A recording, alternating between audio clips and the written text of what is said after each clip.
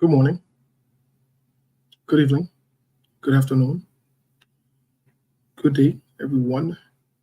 Let's share the show. Let's share the show, please. Um,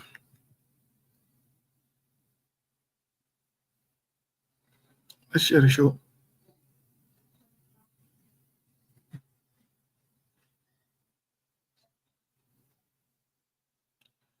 Let's share the show.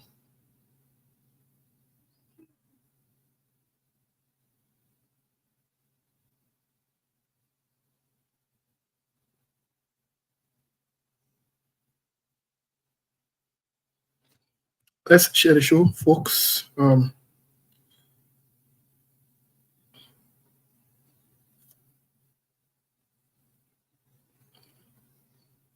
morning, good evening, good afternoon.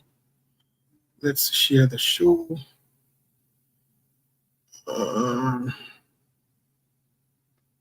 We have some basic things to talk about, so let's share the show. Let's like, let's comment, and let's share the show. Let's share the show, please. Let's share the show, folks. Good day. It's a Friday. Happy Friday to all of us. Happy Friday. Our team from Liberia, the guys from Liberia will be joining us. But let's share the show in the meantime.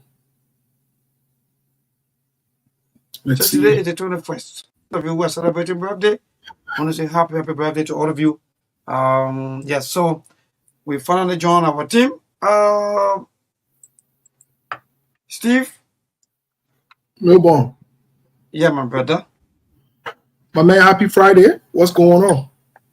Wonderful. Happy Friday also to you. TGIF, thank God it's Friday. And for a matter of fact, I'm still waiting so that we all can be able to have our retreat, because my SKTV have to have their retreat, or else there'll be a serious protest. I guess before you get SKTV retreat, I guess you'll get paid today. So what is going on? Let's discuss that one.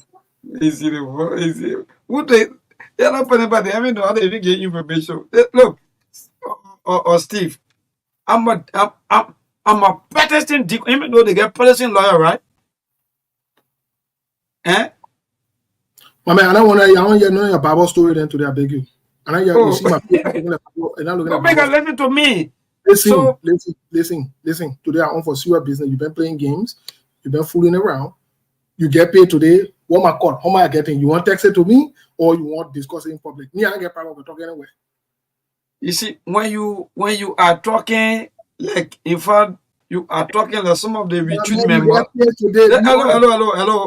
Hello. When you are talking now like some of the retreat members, then I think then we will respond to you as the head of the retreat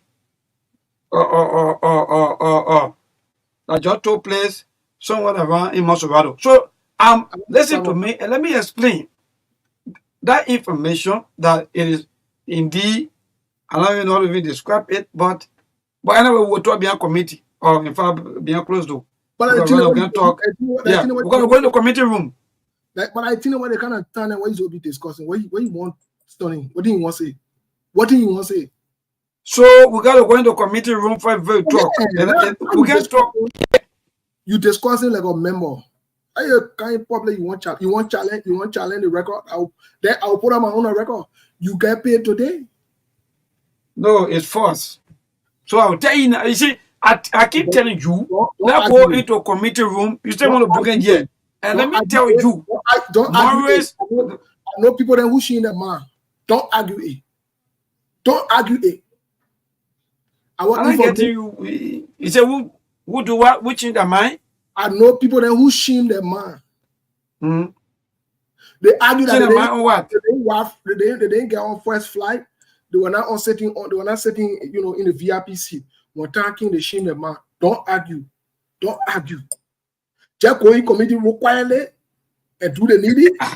That's why I just wanted to even tell you because somebody because when you ask or if I send a message out as a retreat member, then we'll respond to you as a head of the retreat. I hope that you will be able to accept and No, respond. you don't have no retreat. You don't have no retreat. Any attempt to attempt, we attempt. I can tell you that one. So now, because of you, now people are even sending me messages saying, "Look, maybe Steve, you know that in fact, all of your everything is into the budget, and the budget part, I don't know how come some money coming out, but maybe you will tell us where you get your money from." So and the conversation will come in half today. And the conversation will come in half today. We got plenty of other news and other breaking news to have the conversation today. But let's share the show. But today, even though Monk is not here yet, I will ask Seku to please pin our number. Yes, indeed. Yes, indeed. Today is Friday. Today is Friday. Monk told me he will be joining us very soon. But yes, Monk job. In fact, I commented. So today is Friday, folks. So yeah. So go ahead, Chief. To emphasize on it, but I just wanted to make a few disclaimers. Today is Friday, and y'all will do the needy. Y'all will. And we're not playing games. We're not joking around. We are not joking around. Today is Friday. Monk will come and re-emphasize, and we'll go from there. But today is Friday, folks. Today is Friday. So indeed, today is Friday. Like, share, and comment. Like Monk always saying, today is Friday. Please visit our basket. Mind you, though, a lot of things that we've been doing and we'll keep doing for the SKTV. Yesterday after the show, I followed the last half of the game, Spain, and I haven't said it for the Europe. I'm supporting Spain and France for the Europe. Spain is my first team. France is my second team. I like to watch good football, but Spain and France, I'm supporting both of them. If they meet in the final, that's fine. If not, that's okay. But yesterday, Spain won Italy 1-0. The prospect is there, so we already qualify for the second leg or the second round. So we're waiting for France to qualify today, hopefully. And then we'll move on from there. However, in other development, last night, interestingly, Argentina played in the Copa America. Argentina played Canada in Atlanta, Georgia last night, and Argentina won 2-0. And interestingly, a Liberian born, I think from Ghana, a Liberian born, the young man that plays for the guy that plays for Bayern Munich, he was the captain for the Canadian national team. So that means, some things that are happening. America will be playing. I watched the interview with George Weah's son, Tim Weah. And I think it was a fascinating interview. America should be playing, and he's on the team. He's a starter. Alphonso Davies. Yeah, you got it right. So Alphonso Davies captained the team, but they beat them 2-0. They beat Canada last night.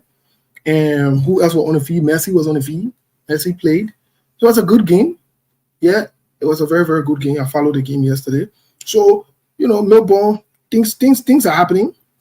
Things are working out on this other end. In other news, next week, Thursday, the very first presidential debate in the United States with President Donald Trump and Joe Biden will be next week, Thursday.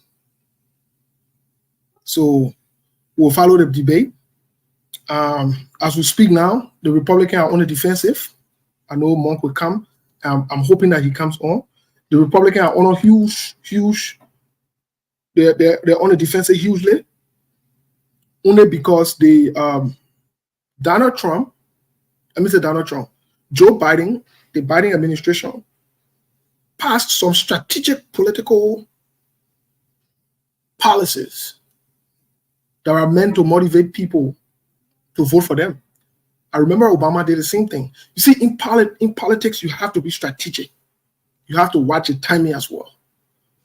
As opposed to our politicians, most of our politicians in Liberia, instead of being strategic and timely, they are criminals.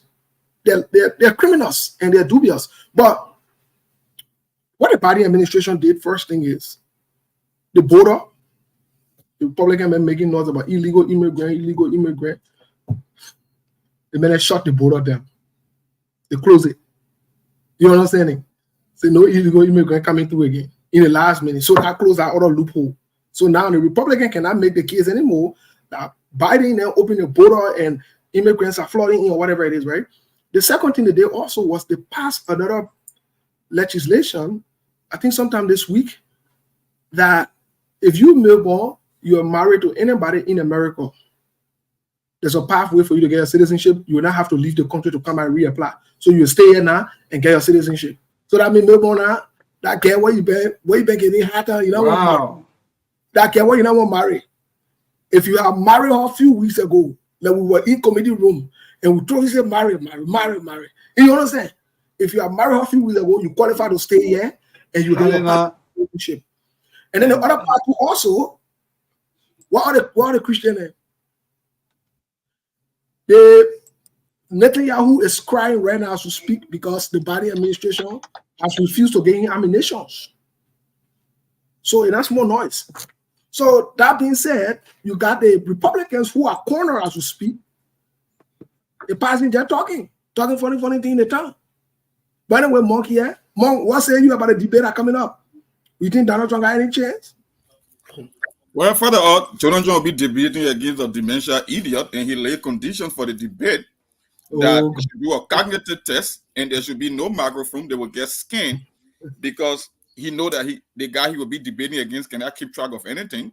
Matter of fact, when he on stage now, he can just be walking over the place. They got to hold his hand. So Donald Trump laid certain preconditions for the debate that we should all submit to a cognitive test, that it will be free and fair, and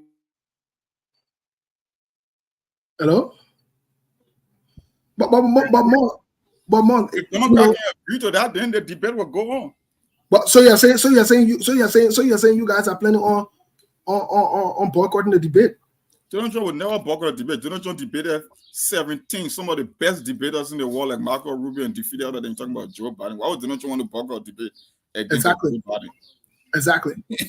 Donald Trump debated against a Jeb Bush or how do you call it, John Kasich, who served advisor to the great Ronald Reagan, or skillful debater than Marco Rubio. You talking about Joe Biden? Is that? Are you joking or are you trying to be serious here?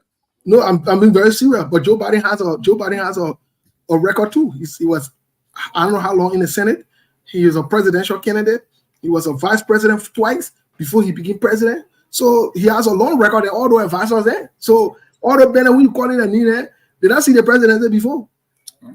I heard you talking about immigration and you talking about Republican economy. It's the funniest thing. That's why I know you can watch TV and you always say you don't watch TV. No. Nobody, out of desperation, is trying to adapt all Donald Trump policy, the remain in Mexico policy, because he heard that he down in the polls by 22 points, and that the economy and immigration will tap the two major issues the American people are concentrating on. So he's trying to pander, that's what they call pandering. When you don't believe in something and for political purpose you try to do it, that's what happens.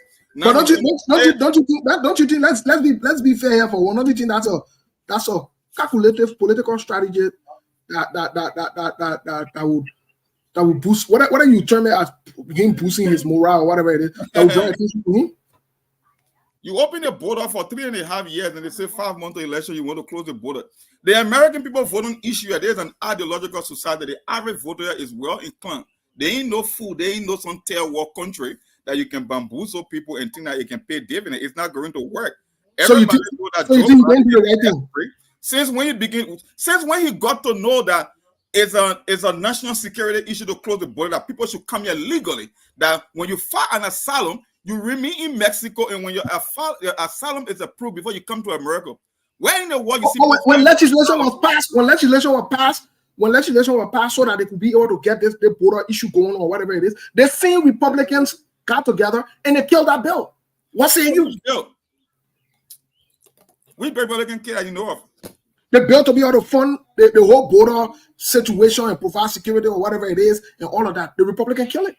How can you make the case when you find what Donald Trump proposed or proposed building a wall at the border using military? But how can Donald Trump propose a building a wall? How can Donald Trump propose a building a wall when you were lying in your own proposal? It was unrealistic. It was not feasible. It was not doable. When he said Mexico will pay the wall, does that make any sense to you? Well, that's why I told you that apparently you don't understand what you be talking about. When Donald Trump said Mexico will pay for a wall, America gave Mexico billions of dollars to create jobs for immigrants on the other side of the border. There is a deal. If Mexico cannot meet half share of the bargain, Donald Trump is saying, I will take those funds and build a border. Well, that's what he meant. Mexico will pay for it. No. You are interpreting it. Wait. Let me come in. You get to the point. You think when Donald Trump said Mexico will build what mean Mexico will bring higher mason to come put bricks at the wall? Yeah, he said it was funny. Oh, okay. He said I see why you and Segu always get problem with Donald Trump because you get this snippet, you take soundbite, you don't go by policy, you watch TV, so you're always confused. Okay, but let's get to another thing. Football. Last night we saw the greatest of all time, Lionel Messi, playing against Canada. What say you, my man? What say you? And Spain did splendid yesterday. France is playing also. What say you? I told you, I said there are certain things when they come to a competition. For me, I don't want to argue about Messi. I know in my lifetime, even when I was born, I saw some of the greatest footballers in the world. I know that Messi is the greatest footballer that ever lived because he did things that are remarkable, that is beyond extraordinary. And Messi made some couple of chances yesterday, but at the end of the day, Messi was still able to impact the game without getting on the scoring sheet. And that's what separates him from Ronaldo. Ronaldo can score so many goals, but Messi is capable of changing the game in a split second with single passes, with an idea. And that's what he did. When Laturo, the guy from Inter Milan, you saw that pass. It was just one split pass, and that was the end of the game. That what put Canada out of contention. So we know, Argentina will go far. Matter of fact, they came with their 4 walker squad. Everybody is pressing. So we know that in the Copa America, they might likely take it again. Who knows? But I know it will be a tough fight because Brazil herself has been a long time since she won the Copa America. So. Yeah, and then, but America has a young side too, though. Monk, we don't want to write them off. America has a young side, and they just came out. They just came out in a few days. I think they won a tournament here against Mexico. You know, speaking of Mexico, they won the finals. America has a young side. They're very promising, and so forth. So, I like I said, it will not be easy for them. But hey, young team don't win World Cup. Experienced team win World Cup. That one I know. You can be having your young team, maybe they are the future. But I don't know about going to a World Cup now for America to go and take a Copa in front of Brazil, Argentina, the legs of Colombia, and all these Paraguay. That Brazil team, that team need an overhaul, man. So you know, in the beginning, that you can't really depend. But what I'm saying, they youth cannot win a World Cup. That experience can win World Cup. no, I'm saying I'm just complimenting what you said, that it will be a tough battle for Argentina. Not necessarily that they might not take it. But these youthful guys, they're exuberant. They'll give them the run for the money. They'll get them the run for the money. Let's be honest. They will. Yeah, and so yeah. But Monk, in other news also, you know, around the world, apart from the Donald Trump, Joe Biden and American politics, what say you about the ceasefire deal in Gaza? Netanyahu is pissed off that America does not want to send an ammunition. And America has refused to supply them with ammunition, you know, and they're still stalling this deal, you know. And I see my boy Wayne Zelensky also passing around from Ukraine, trying to get this peace summit that seemed to not be holding water. On the other side, Russia is engaging with Japan, and the other time the Russian president, North Korea, he was in North Korea. He struck a deal there with the North Korean president. He moved on to Vietnam. He was in Vietnam a few days ago. So it seemed like. I'm not understanding. I'm confused. The guys seem like they're all over the place at once. Russia is also making her presence felt in Africa. Most recently, the Russian, I think the prime minister or whatever it is, he was in Guinea, you know. So he seemed to be getting all these French colonies coming around him, but yet and still they are not focusing on the English-speaking colonies yet. What say you from a global standpoint? What's really going on? Well, we are in an election year in America, and everybody's trying to gain relevance. Everybody's trying to sway the elections in America. When you see all the global power making moves in an election year, you can know that they're trying to influence policy, and they watch the same way we can analyze foreign politics, that how the people can analyze American politics. Even the people that can cross the border, they know when to cross the border. They know certain legislation that will pass that will encourage them to rush to the border to come illegally. The same way with global leaders.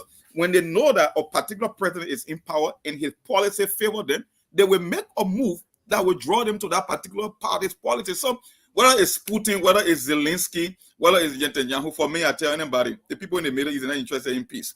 There were two separate occasions that a peace deal was struck that would have given Palestinians their own state, and they have most of the historical land that they wanted. Camp David, 1998, with Ehud Olmert and Bill Clinton and the very same, or how they call him, or Yasser Arafat. At the 11th hour, that deal was dead, and we all know who's behind it. Like I keep saying, the biggest snake in the Middle East is Iran. So I don't pay attention to Hezbollah. I don't pay attention to Hamas, because I know without Iran, none of them going to survive. So Iran is the main instigator, and we all know Iran when it comes to U.S. policy since 1979, since the Iranian hostage crisis on Jamaica, that we have never had any love fest with Iran. They would make sure they honor America at every given point, because they are in cahoots with the Russians and the China. So just think about it. Why you think America and the European Union, they are one in a pact? That's the same way Russia and North Korea and China and Iran, they got their own access too. So everybody's trying to juggle for their own spot politically so they can influence this coming November election. That's why it's all about. The newly elected Iranian president, after the president allegedly had an accident in the plane crash, he does not seem to be too bothered with. He doesn't seem to be too bothered as of now. I'm not sure if he's trying to get his feet wet. I'm not sure if he's going to be like a predecessor. You know, I'm not sure. What do you think? Because I'm not getting too much of a feel of him. He seems like he's playing from the back end.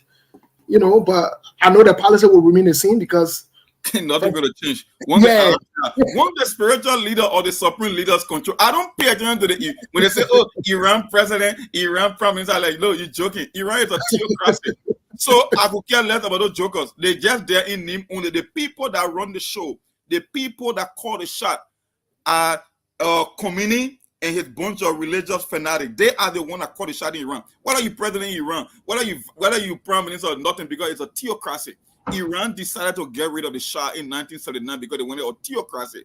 A bunch of religious students took over that country and they came with their own law. So the president or the prime minister, they get there in name only. The people who run the theocracy are the one that call the shot for Iran. So I could care less about their president or their prime minister because they're not the one that controls power.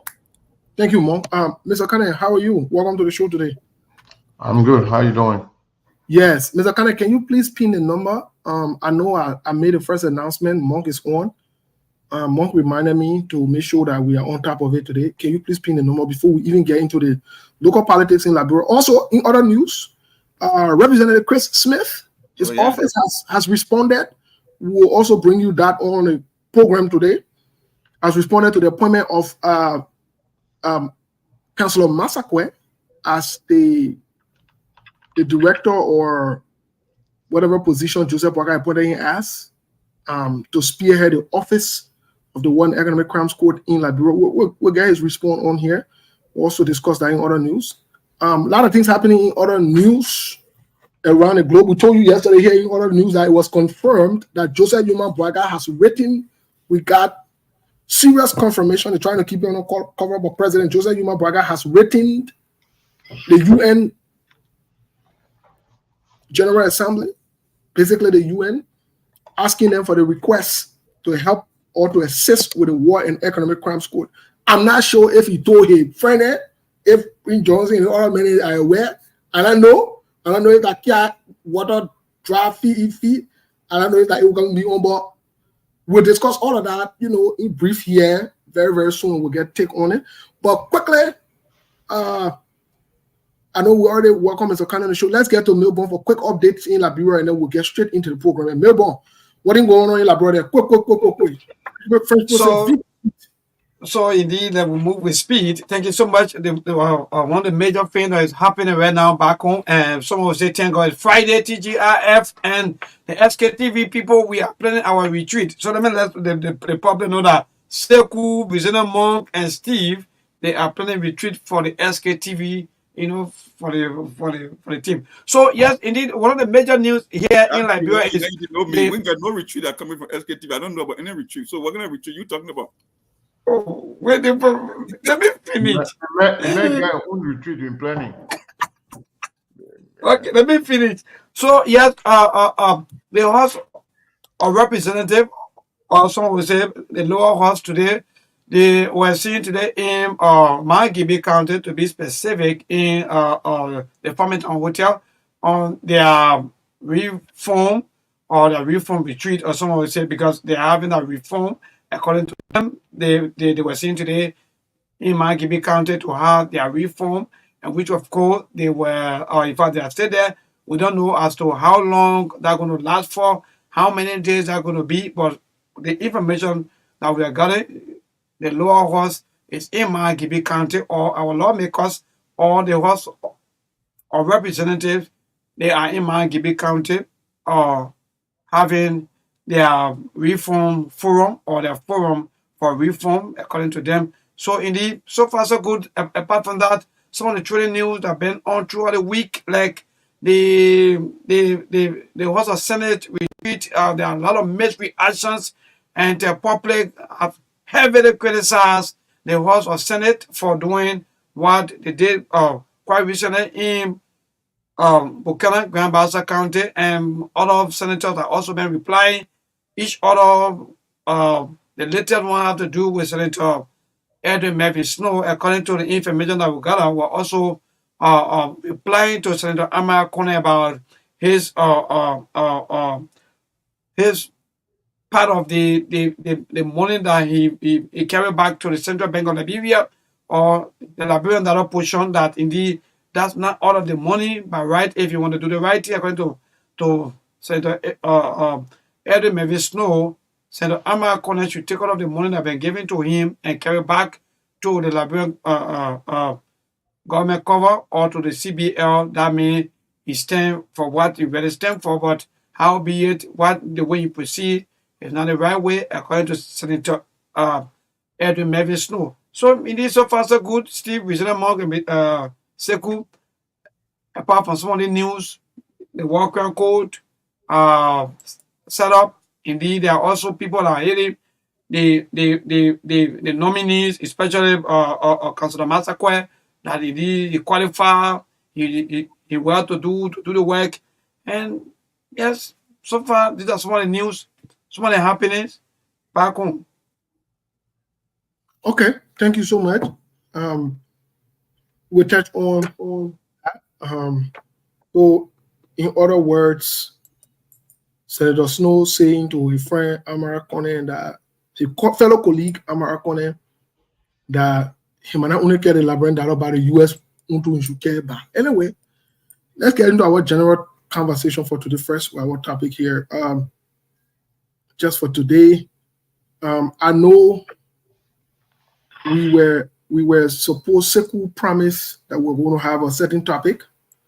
We're hopefully keeping that topic maybe for one of these days on the weekend.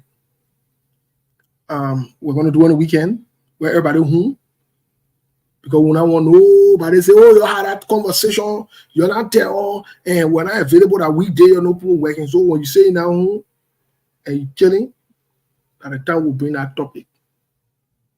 And we'll have that conversation about who do we think next can lead this country. And we're not talking about pretenders and fakers then. We want you to be real. So, but today, at least we want to talk about how can we fix or change Liberia. Mr. Kane, amidst everything that's going on, we even read a report that they gave to Joseph Boakai from NAMO, because NAMO, let me say not NAMO, Transparency International. Centel also have our own report and take on the Joseph Boakai government so far. And they debted it. Let me put it that way, the Liberian way. They debted the government. They say they are corrupt. They say the president is raw, he's corrupt. We're getting to that one. What are the things we talk about it today? But anyway, how do you think we can fix or change this country? What is your honest view? First of all, let me say good morning, good afternoon to everybody. And a big thank you to you, Monk and Maybon, for keeping SKTV for what it is. Hats off to all of you. And you know, I was lying down, turned the SKTV on. The thing that really cleared my eyes when I listened to Monk referring to the leader of the free world, an idiot who is suffering with dementia. I was like, what's going on? It's like almost everything about Monk is just good, but he wouldn't have bought that the Donald Trump syndrome that infected his system. Yeah. So for some reason, Monk cannot just help himself. Donald Trump people then, they almost the same, other than the same. The black one, the white one, even the LeBron one, they're all the same. There are no respect for our president. No, the reason people can refer to Joe Biden like this, Let me the way how they treated Donald Trump was treated as the worst in the history of America because liberals. I remember that they took. Anyway, go ahead. It's your turn. Go ahead. Donald Trump is the worst human being to ever serve as president.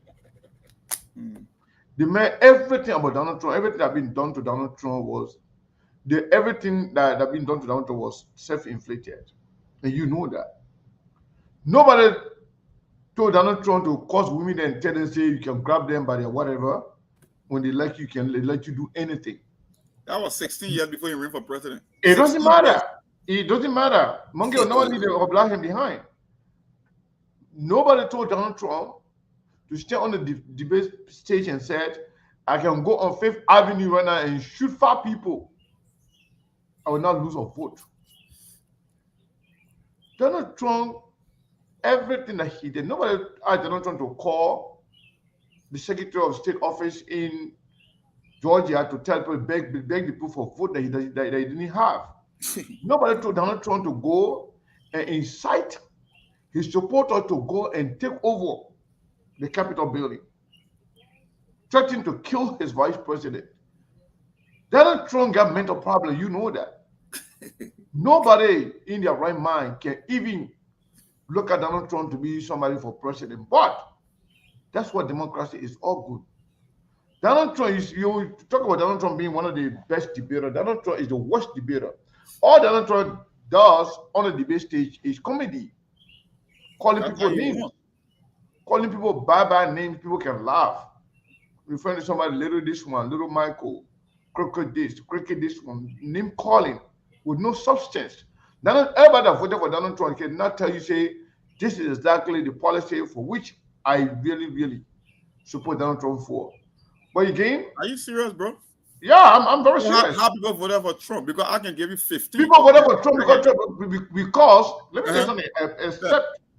Except for the people who are followers, who just follow, who are actually caught themselves in the middle of a Republican conspiracy theories. Every other person, especially the white people, they voted for Donald Trump because Donald Trump is a racist, and that's the reason why they supported him. He's a racist guy. So how about the fact that he won the most black vote in the history of the Republican Party? So what do you mean by that?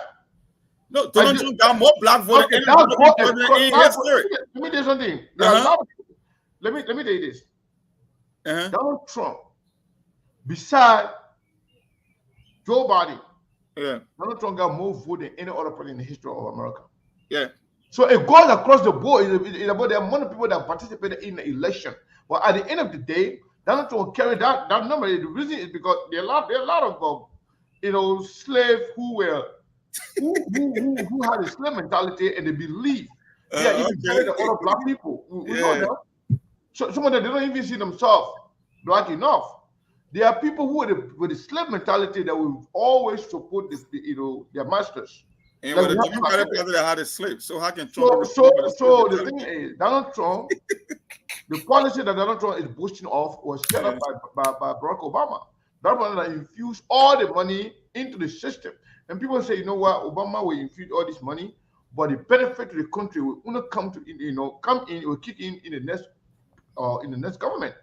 Many of them thought it would have been Hillary Clinton, but Donald Trump came and benefited. But when Donald Trump received his own crisis, he was confused. He was telling people they should go inject themselves with the thing they can spray.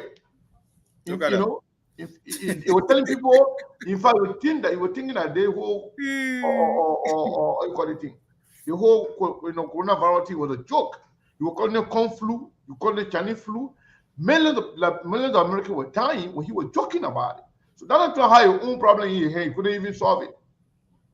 He insulted everybody along the way, including, and when he got infected, what happened? So Donald Trump is not a president. Donald Trump called it Kung flu, but he didn't want to come Donald Trump is for the people there who are racist and people who buy into the Republican conspiracy theory like Monk, thinking that when Republican in power, then the business can be good. That's how they think. Forgetting to know that Donald Trump has not grown anything outside of his own surrounding. And the money what he had, it was his father gave it to him. Beyond that, Donald Trump got credit more than any other millionaire in the country here. All the money he got, more than 75% of credit. You owe all the money. He lied about everything. He's the biggest liar ever. Everything that Donald Trump said, he has said in his lifetime. If you look at it, 75% are lie. Everybody knows that. That's why he will win again. So when I hear you talking about Donald Trump, making Donald Trump jealous, because you watch TV, that's your problem. You said that Donald Trump wanted to kill his vice president, which is a complete opposite. That's CNN talking point. No, when they count the electoral vote, it's the vice president job to count the vote. It's not the duty of lawmakers in Washington to determine an election. My friend must make sure he do the right thing, and doing the right thing. And not doing the right thing means sending the vote back to the states. To support him. No, it's not what he meant. More. When the president do the right thing in America, we do the anyway. My man, Donald Trump went and said and told the people. You come here with such a fear and talking point, and you want people to accept that.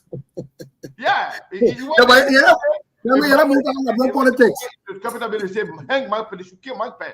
Because Mark Pence's job is not to declare who become president. Yeah, but that's what he believes, because that's what he believes that Man Pen got the power to change the people vote. Why would he go and come vote and lawmakers to determine? The problem?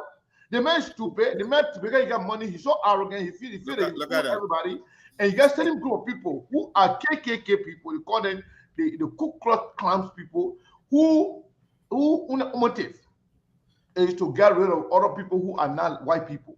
Their motive is to fight. And the Ku Klux Klan came from Democratic, so I don't know how the immigrant population is growing, the more try to be pushed to the Republican Party and the existing white people. That's why Donald Trump speak their voice. All of them support Donald Trump. So Donald Trump is supporter there. That was so disappointed to see more because more. So you address our local question. I'm begging you, my people. American policy. So, Mr. Kenneth, don't go back to the question I got to ask you, because we'll talk about the Centel report. It's damning for Joseph Boakai. In fact, it substantiates our claims on the show that Joseph Boakai is corrupt. We're going to discuss it. Many people, they didn't see it because of the chaos, but Centel is Transparency International. They are the people that they don't want, even indicted Jeremiah Kuhn. That's why Jeremiah Kuhn can come to America. That Jeremiah Kuhn is corrupt. They don't want to say it. But anyway, I get to that real quick. But before we get into that, I ask you my question. What can be done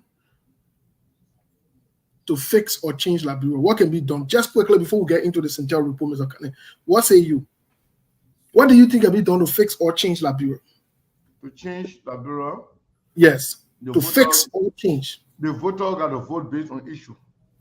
People got to vote on issue. But so long we continue to vote on tribalism, on country solidarity, on party mandate, even though no political party in Liberia that can tell you, say, they are voting on policy, this is their signature, this is their policy they believe in. For example, America here, when you say Democrat, you know exactly some of the policies Democrats subscribe to. When you say Republican, you know exactly what Republicans subscribe to. And because of those beliefs, there are states that no matter what, they will vote Democrat. We can't even put door there for Democrat, they will vote Democrat. Similarly, there are states here, no matter what, they will vote Republican. And some of the states that have changed a little bit, they call them on the swing state because it can go either way. But traditionally, they used to go one way. Yes. Or the other. So because in those are based on their belief, the policy, how the kind of life they want to live. But for Liberia, they don't vote on anything.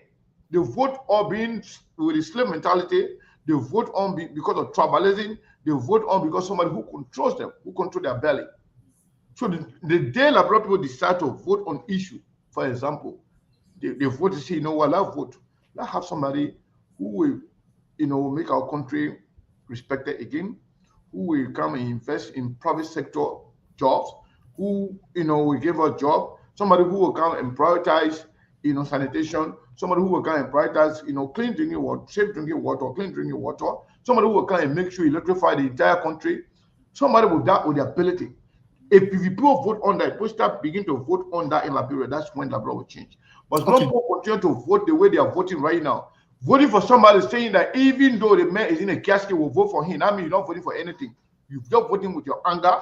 You're voting because you got money in your brain. You're just voting because you want to vote, but you're not voting for anything. When they start to vote for something, then Liberia will change. Well, but maybe you don't want to say that part. If somebody tells you that they're voting for somebody who they can't say that, means they're telling you they're voting for their body. Simple. Yeah, they tell you they're voting for their body, and then that means nobody expects their body to do anything for them. Exactly. So that means they vote for nothing. They're not voting for anything. And then 2-3 months later, they will come and start talking about, how they're suffering. For me, Liberia are not suffering. Liberia are not ready yet. When they're ready, they will start to vote on based on issue and vote for the right people that can do those issues, they can solve the problem for them. But until they can come back to do that, Liberia will remain like this. 200 years later, 300 years later, we will not be here. It will be the same way because their children, they put in the same mentality, the same mindset in their children's head. They believe they're slaves. They believe they don't deserve anything. They believe their current condition is what they deserve. So they don't even know what's good. Until they can know that, Liberia will never change. Mark, what say you? Before we move into this Central report, what say you? I found Seku can be interesting sometimes. I get listening to the deliberation, how the people vote here, that they vote on issues, and that certain state, no matter what, it's not about the individual that people vote for in America, people vote on policy. There are two ideologies in America, from the school your child will go to your healthcare. Everything is ideologically driven. So people could care less about who's on the ballot. One, that person represents a particular party. That's how people vote. Even the people you call swing voter that in swing state that can decide election, at the end of the day, it based on the issue, they will pick a president. And at the end of the day, they will still vote for either a Republican or a Democrat. But he was the same president a few minutes ago that said the people who vote for Trump, they are crazy, they are racist. But he the one telling us that it's about issues in America. But anyway, let's forget about the American side of the story. Man, if you go back there, you want to come out, go back there. No. Yeah, you can't go and play monkey wrench and they think you say I will not talk. No, yeah. That's what you said. You said that people you have vote on issue, but you believe that the people that support Trump, you are comparing oranges and apples. So don't do that. Go ahead. In Liberia, I don't know about any immediate solution in Liberia, because I know in Liberia we practice our democracy. I will not be the one calling for any treasonous action to say the military should take over, because I know that will never happen in Liberia. I don't expect people in public offices to change their behavior, because they know the people who they are dealing with, they can easily brainwash them. And the people who are the victims, they are not even considered to be victims, they are accomplices. So if I tell you, say, there is a long-term remedy for Liberia or medium-term remedy for Liberia, I will be lying to you. I don't see any pathway for Liberia. Maybe it might happen by luck, by some coincidence, maybe, but in terms of policy, in terms of changing the way how we do things, whether it's casting vote, picking the right candidate, no, I don't see that for Liberia in the short, long, or immediate term. I don't know. Well, let me just add this before we go real quick. I agree with both of you 100%. Melbourne, what say you quickly, Melbourne, one minute, quick, and then we'll get to this. I'm not sure if we because today we're not conversation by 2 minutes. Yeah. It would be too noisy. Maybe what say you? Well, so indeed, again, let me say thanks to for our team. But for me, I think the way forward is for the people to stand up. That would be one of the best thing to do because mind you, I listen to Sekou and Sekou say to vote the right leader. You know, whenever I hear these things, sometimes I want us to because everybody are right people. It's just that like the system just been messed up, so people do what they want to do. So again, if a system is protective, if a system is good, if a system is better, Liberia will get better. Like today, I was joking telling other people, I said one of the best things is let's be able to go out there and tell our lawmakers how much they will be making. Like for example, if you tell the lawmaker that today we're going to stay here up to 1 week and tell you that every month you'll be making $3,500 and that's it, people, nothing adding and nothing subtracting, then I mean we'll be in business. But other than that, nothing, my brother. So even if you change the other group, you bring in the other group, when the system is messed up, things will continue to be the same. Thank you. Thank you. So, let me ask Mabel. When Mabel say everybody are good people, what do you mean by that? So you mean that if people are good, but the system making them to be bad? Is that what you're saying? Good. Is that That's what my you're saying? point. Yes, indeed, that's my point. Because yes, All right. I understand your point, but that's not what I believe, and that's not what we are seeing. System, there's nothing called system without the people. People create system, and people are above the system. People respect law. We have the Constitution. That's the system. Is the Constitution respected? No. If you have a president who will be law-abiding, who respects the system, the system of governance, who respect the rule of law, who allow the judicial system to be independent. If you have lawmakers that respect the rule of law, that understand the Constitution and respect the rule of law, you have good lawmakers. They will not pass budget that is detrimental to the survival of the country. They will not engage in receiving fully money under the banner of constituency this, constituency that, or constituency visit. They will not worry about themselves. They will worry about the school system. They will worry about the road system. They will worry about the common people. So those are not good people. Maybe I want to tell you that. It's not about the system. We are electing bad leaders. That's why the system will remain bad.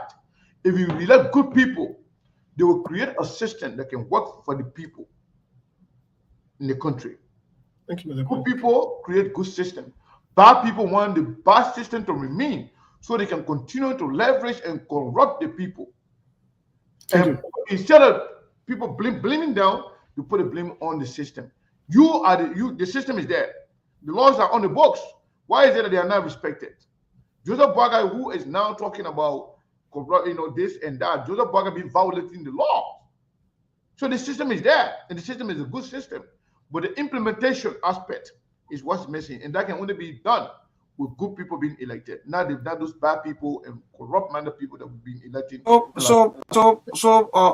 I still want 30 seconds. So the lower house, if you check the lower house, there were a lot of changes, especially 42 persons, including our own chairman, or in fact our own former CEO, and Musa Hassan Benete, right, who are also, in fact, who part of the new lawmakers that just came in, even in the House of Senate, including Honorable Amar Kone.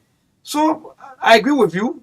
You are right 100%. But again, I think because of the system not working, so the people they are using a system override everything that we do. And you're correct. Thank you. So quickly before we move on, I just want to agree with all of you.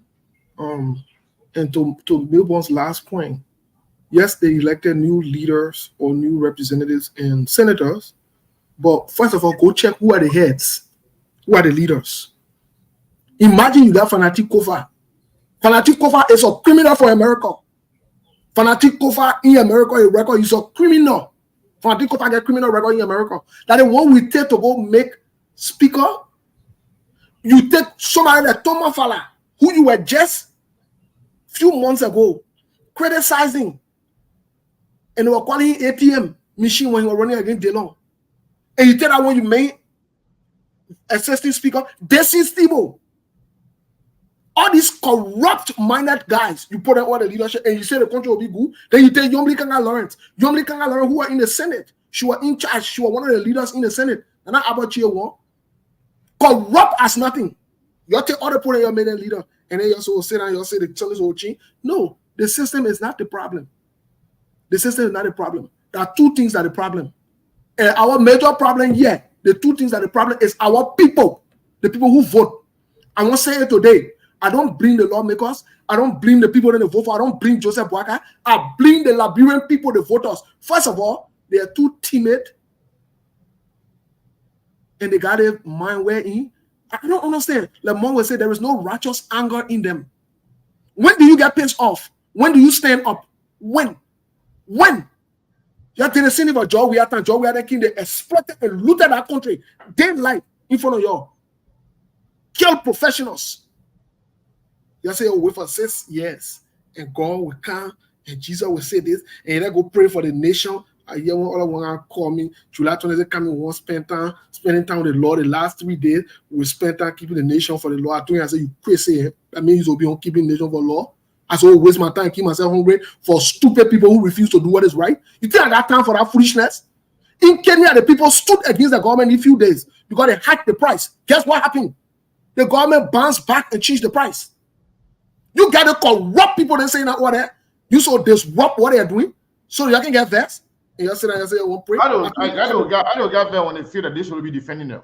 I told her, I said, y'all go pray for the nation. Y'all go pray for the nation. Me, my mom, my pa, they pray for the nation. They tire. I'm not praying for no nation. I'm not wasting my time.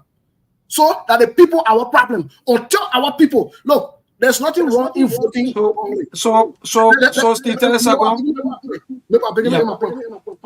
There is nothing wrong if you voted somebody and you thought it would have done right. There is nothing wrong in that.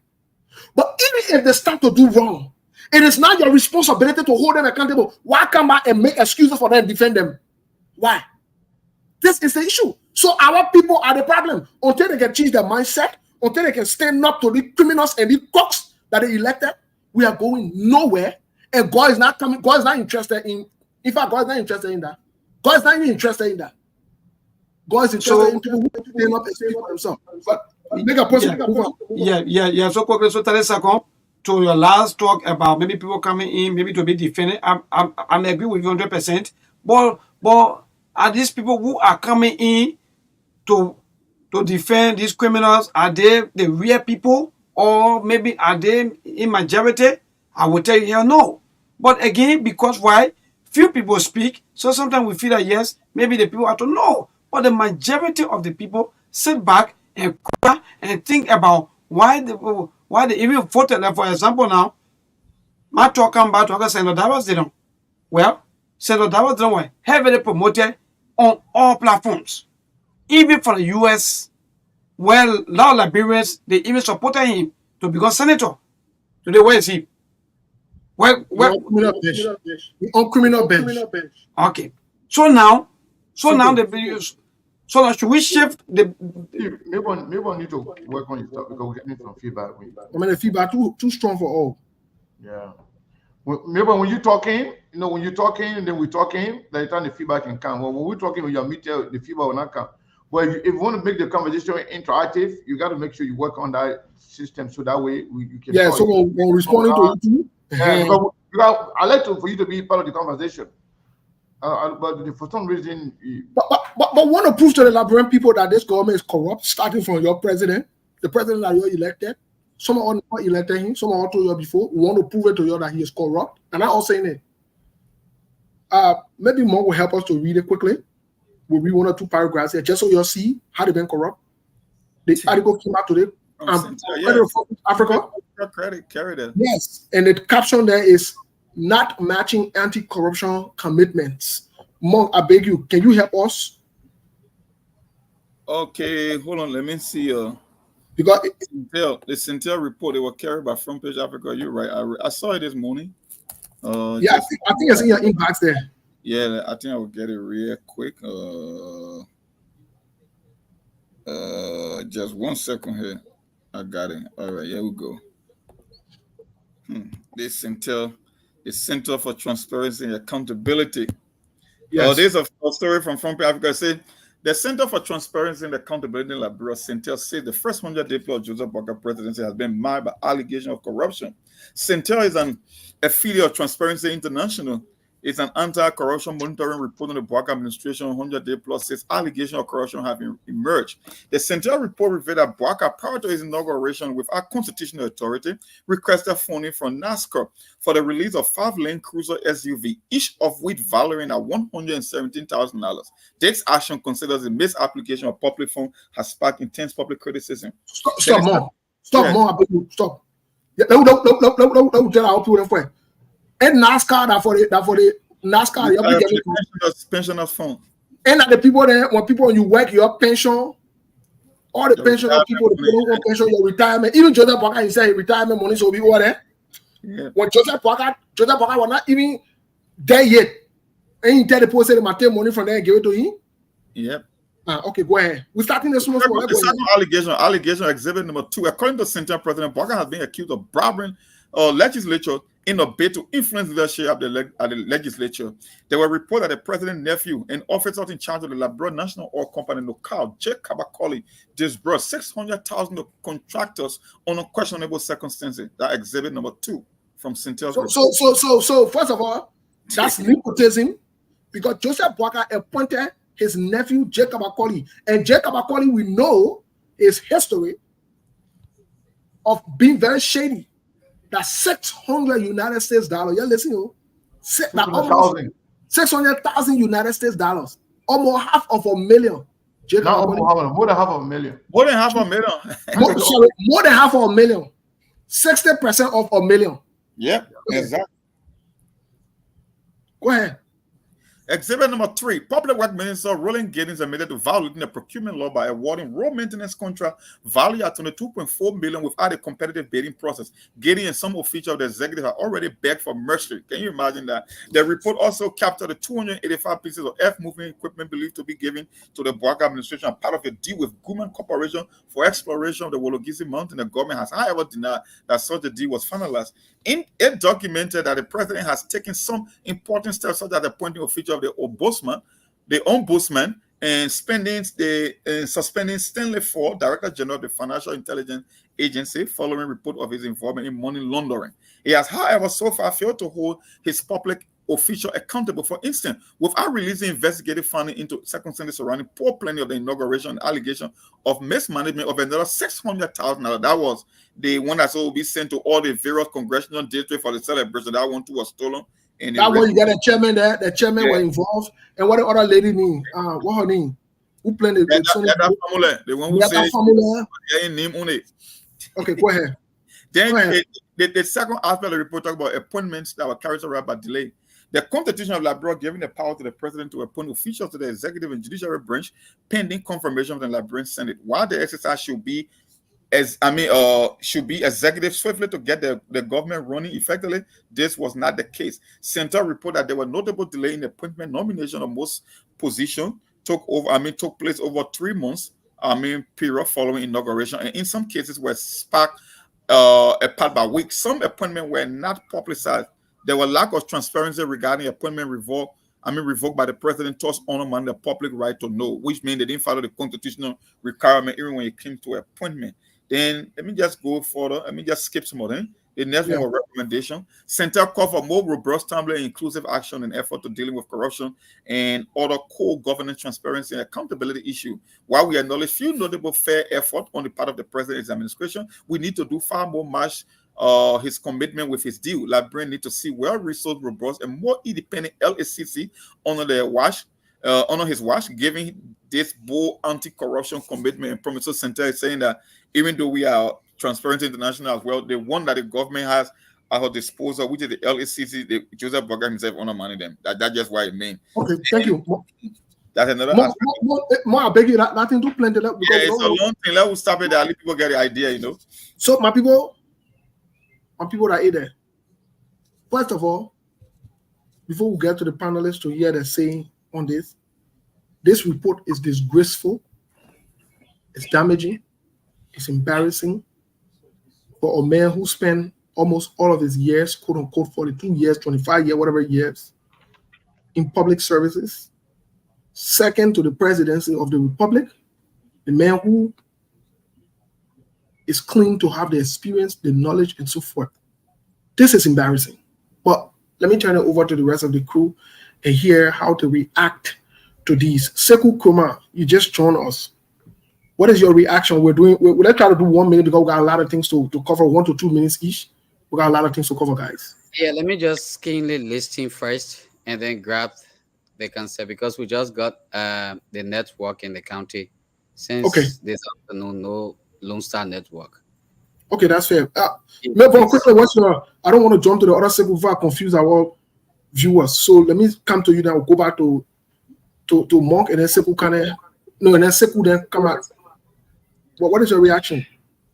Well, the same thing over and over, like we'll be saying. So there'll be a lot of the kind of reports. And mind you, Santel always coming out with the kind of reports. Sometimes they go on the airway to talk about these things over, times we have number. And sometimes I've sometimes produced them, So these people, I trust them. I know they're working and I know what they stand for. So indeed, I don't want to say congratulations to them and let them continue to do their best. Because mind you, look, that's what I'm saying. Nothing going to change. Steve, President Monk, and Sekou. This thing will just be the death, and at the end of the day, all will fly. Because, mind you, the most educated president, the former president, Ellen Johnson Sirleaf, cried wolf and said, oh God, after all of my time, my energy, everything that I put together, corruption beat me. What can I do? So, I mean, that's the thing. If I say can cry from corruption, then we can cry. Okay. Let's Monk, what say you? For me, my whole view about this thing about that's why I say there's no path forward. Some of us when we were growing up, we read history book, we hated colonialism. And when I came to America, when I studied the political system, that's how I see what Africa is lacking behind. Not only Africa, but the vast majority of the African countries, other third world industrial, or developing nation. You see, system will always do better than people. That is why America has been growing for more than 200 years. No matter who occupies the White House, you can call yourself a conservative, you can call yourself a liberal. There is a system in place that takes the individual out of the picture because they build a system and their institution. In Africa, when you around the world as a whole, more than 90% of the country on the planet, they model their constitution after Greece. In the U.S., because the U.S. government, the system of government came from ancient Greece. We all know that before you came to the Roman Empire. All your laws, your laws in the code, your constitution, they are all Greeks and ancient Roman idea. You come to Africa where you are lacking institutions, you never build certain institutions like the Westerners, and you adapt their system of governance. And you think you can duplicate the same process in Africa. That's where the problem has always become. I'm not saying, like I keep saying, I will not call for military intervention. But when you look at our country like Liberia, you ask, how can we move forward? Even the system of governance that we practice. Steve, look at our budget. It's not even printed in handbill. And when you look at our whole budget procedure, it uses exactly the same step by step that people use in America, budget committee or concurrence from the both houses, send it back to the president. But guess what? There's always a check and balance system in the U.S. That's why the people got amendment in the Constitution. So every law, there is another law that checks that law. That if something else fails, there is a remedy to that. We don't have that in Liberia. And here's the thing, in as much as I want to blame the voters sometimes, Melbourne just struck a point too, because it's like give and take. You look at some people who you think that have some ethical and moral standard, because there is no crystal ball to tell how someone will perform in government. You are only hoping, because it's a once-in-a-lifetime opportunity. You look at some of the best and the brightest that people think that have a credibility issue. You bring them to government, to join the same system. That's why then, the question you ask yourself, how can we move forward? You are telling me a single lawmaker, he won't call for a protest or a boycott when teachers are not getting paid, when firefighters are not getting paid, the people who contribute the most to society. But guess what? Just because power was stripped from them, he think he can recall an entire national budget that met the consensus of both houses. Tell me in your country like that, how can you make an argument for the future? That's why I want to know. I will keep asking, because from my little understanding, from my little idea that I got, based on what I've learned, I don't know. I can see it. More. Thank you. Yeah, Sekou Koman, what say you? Once again, let me say good evening to listeners, viewers, and it's wonderful to be here. Joseph Boakai government. I will criticize this government in it right now. You said in his what? In 1 year, I will start real criticism with this government if there's nothing happening. Right now, what they are going through is a complete mechanical repair. Like I said previously, I'm going to say it again. Joe Boakai came with a lot of people who he did not know personally. And there are people who recommend these people as interest to work in the government. Joe Boakai should be going for a retrieve. Not a retrieve, but how do I call it? Shuffle. If Joe Boakai keep the very people who are destroying the system, then it means he himself doesn't want to change.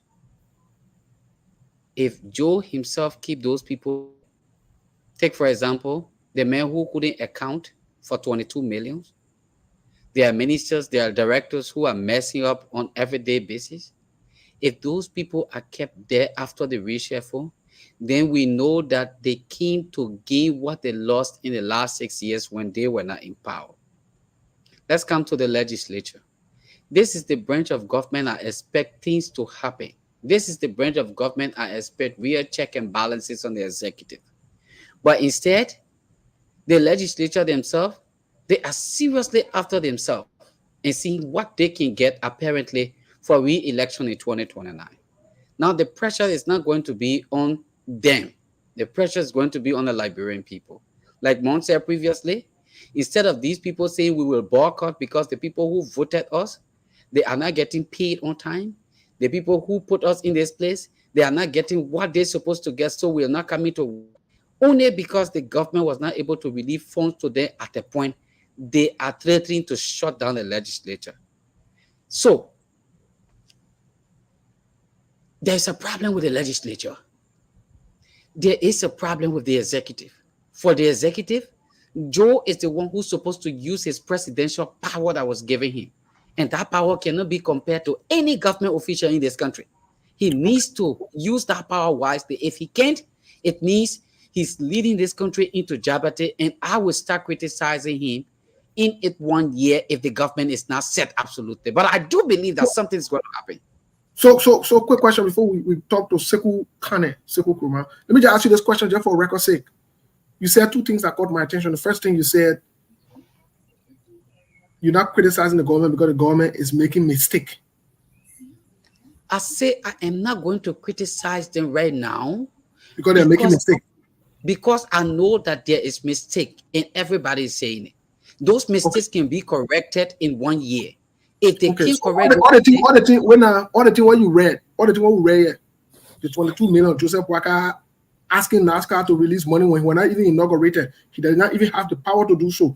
Constitutionally, he's wrong to release 5 different money for SUV vehicles that cost 175 each. One of them. 117,000. 117,000 each, all of them. You're saying that's a mistake? They mess up. No, you're saying that's a mistake, my man. Okay. That mistake. Okay. And then the last part again, you said, just for clarity's sake, for you to be on record, the last part again, you said Joseph Boakai is appointing people that he don't know. So that means Joseph Boakai something wrong with. You are saying something wrong with Joseph Boakai brain. No, don't for me. Something wrong with Joseph Boakai brain. There was collaboration. There was coalitions. People came out and said, we will support you in the second term. But this is what we want. We are asking you to get these people there. Now, if those people who were appointed went there and they couldn't give what they're supposed to give, it is left with Joe Buckeye to go back to the drawing board and tell them, gentlemen, I'm sorry, I can't work with you. Let me bring the rightful people in to work with me. If he doesn't do that and let the country to go into the places that we are not expecting to go, that means he's messing up more, and there's no need to, in fact, keep him there if there's a need to do that. Thank you so much. Thanks for the clarity. Mr. Kane, it's up to you. Sekou Kane, what's your reaction based on what we've read and what you've heard? Yeah, so based on what I heard, I think Sekou Nkrumah is saying something that people are not paying attention to. Sekou Nkrumah believes Joseph Boakai government is proceeding wrongly, but everybody else around Joseph Boakai are responsible. Only Joseph Boakai are responsible for the problems. And because of that, he's calling them a mistake. He's calling those problems mistakes. But let me talk my own and forget about what Sekou Nkrumah said, because the people of Liberia listening to us on the radio, they can be their own judge based on facts available to them and based on their own reality that they are living in.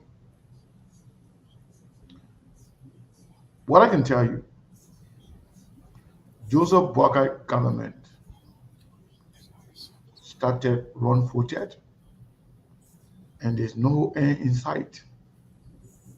There's no signal, there's no sign of changing the way they do business. Number one, Joseph Boakai himself is part of all the problem that you call a mistake. So if you think people should be changed, then Joseph Boakai himself should be changed. If you think things that you call mistakes, but you think the mistakes are grave enough to the extent where the people should be let go, and we can announce to you now, Joseph Boakai is part and parcel, even the center, the arrowhead, the person who actually directing those actions that you think that you call mistake, but the mistakes are so big to the extent that they should let go those people. Then Liberian people should be thinking about now how they can let go Joseph Boakai. If you go with your own analogy now, because the mistakes that they are doing is too big to the extent that if they don't, Joseph Boakai don't let them go, then they will destroy the country. Now, what if we found out that Joseph Boakai himself is part of those problems? In fact, he's the one in the vanguard of the problem, creating the problem for the Liberian people. That means, since Joseph Boakai is the one that has the power to let go other people, Liberian people do have the power to let go Joseph Boakai, if at all those problems will destroy them. I'm just going with Sekou logic. The people who Joseph Boakai brought on board because of coalition, because of this, and they're the one that are actually creating all the problems for Joseph Boakai. And we found that and the problems are so big to the extent that the people should be let go. Now we are telling you now, based on facts available to us and documentation, Joseph Boakai is the one responsible for everything. So that means that gives room that the Liberian people should start thinking about how they can let Joseph Boakai go, either by popular uprising, either by forcing their legislature to act, or do whatever they can, because it is allowed in the Constitution. You don't have to wait for 6 years. If you feel that your government is not proceeding the right way, you have the right to change them. That's your fundamental right. In fact, it's the first article in the Liberian Constitution. The people get the right to change their government if their need is so desired. So, in short, Steve, for Joseph Boakai to purchase 5 vehicles or to demand 5 vehicles to be paid for 117,000, that's more than $500,000. Mm-hmm. That's more than $500,000. That's almost like a $600,000. That's almost like 600,000. Yep. That's one. Joseph Boakai started to renovate his home for 500,000. One of the reasons why he cannot publicize his assets. Joseph Boakai in transition went and purchased a home from Ami Moda, for which Ami Moda got the position of Minister of Finance. Commerce. Minister of Commerce. That's the reason, one of the reasons why he also cannot. Because before Joseph Boakai winning an election, Joseph Boakai was living by the grace. Joseph Boakai was by the grace of Senator Witherspoon and Henry Costa. Joseph Boakai openly stated on the radio to the world that he was living on loan for survival. Somebody who was surviving on loan to eat could not even afford his own medical, expenses. George we are going to give him that to take care of him. Right after the election, that person is spending millions of dollars. That is the beginning of corruption. Joseph Boakai has been caught 3 times now, engaging in corruption dialogue. $30 million for Wologisi Mante in Ghana. Another $200+ million with this whole Wologisi Mante again with this 285, yellow machines. And I can tell you, the yellow machine thing we were joking with. What about, we told you here that they have already taken some money. And we told you here that finger were pointing at Mamaka ability, and everything Mamaka was doing, she was doing it with the acquiescence of the president, with directive and approval of the president. We told you that people just point finger to her, but nothing will happen. At the end of the day, Joseph Boakai will get whatever he wants. So as we stand right now, Steve, among Mabel and Sekou, Joseph Boakai government, they came for a mission. The mission is to enrich themselves, enrich their associates, enrich everybody who is connected to Joseph Boakai. That's why the first batch, the second batch, and third batch of appointments were people either you spend directly or people who spend recommend you.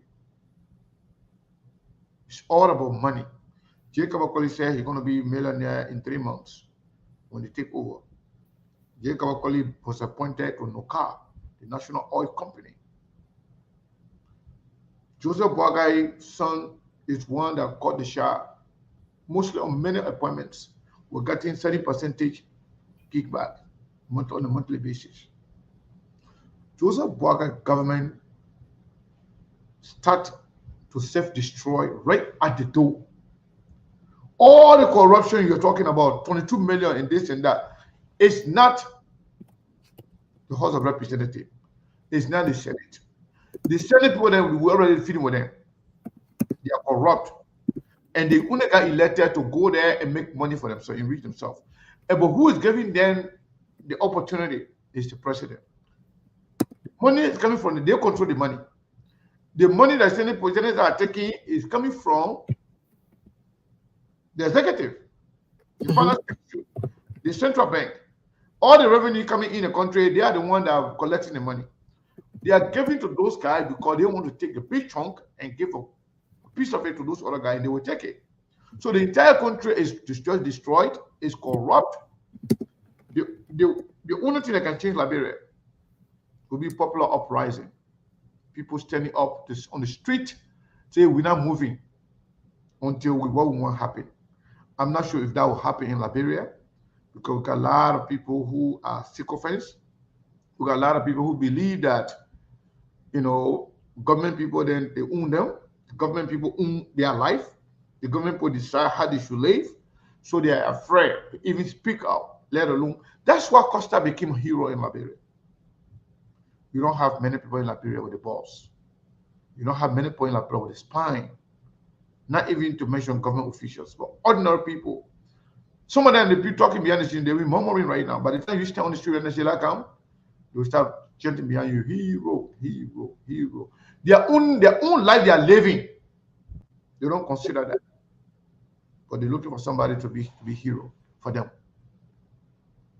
So Joseph Baga government has already failed from the start. I'm not waiting for no 2, 3 months, 6 months. You know, I said that before, Steve, when we came on here after the election, I said, let's give them some time.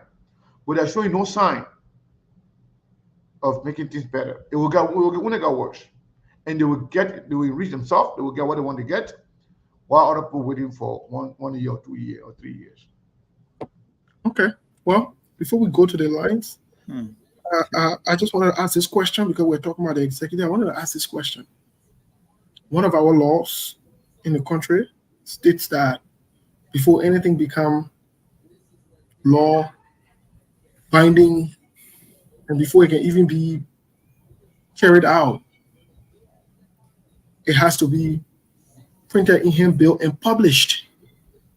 Up to today, as we're speaking, we have no copy publicly. Maybe SKTV is blind enough or we're not connected enough. Maybe other radio station, other platform members here, that includes Seku and Melbourne, 2FM and also the station in Rangy that Seku's running here, you know, maybe they have access to the information.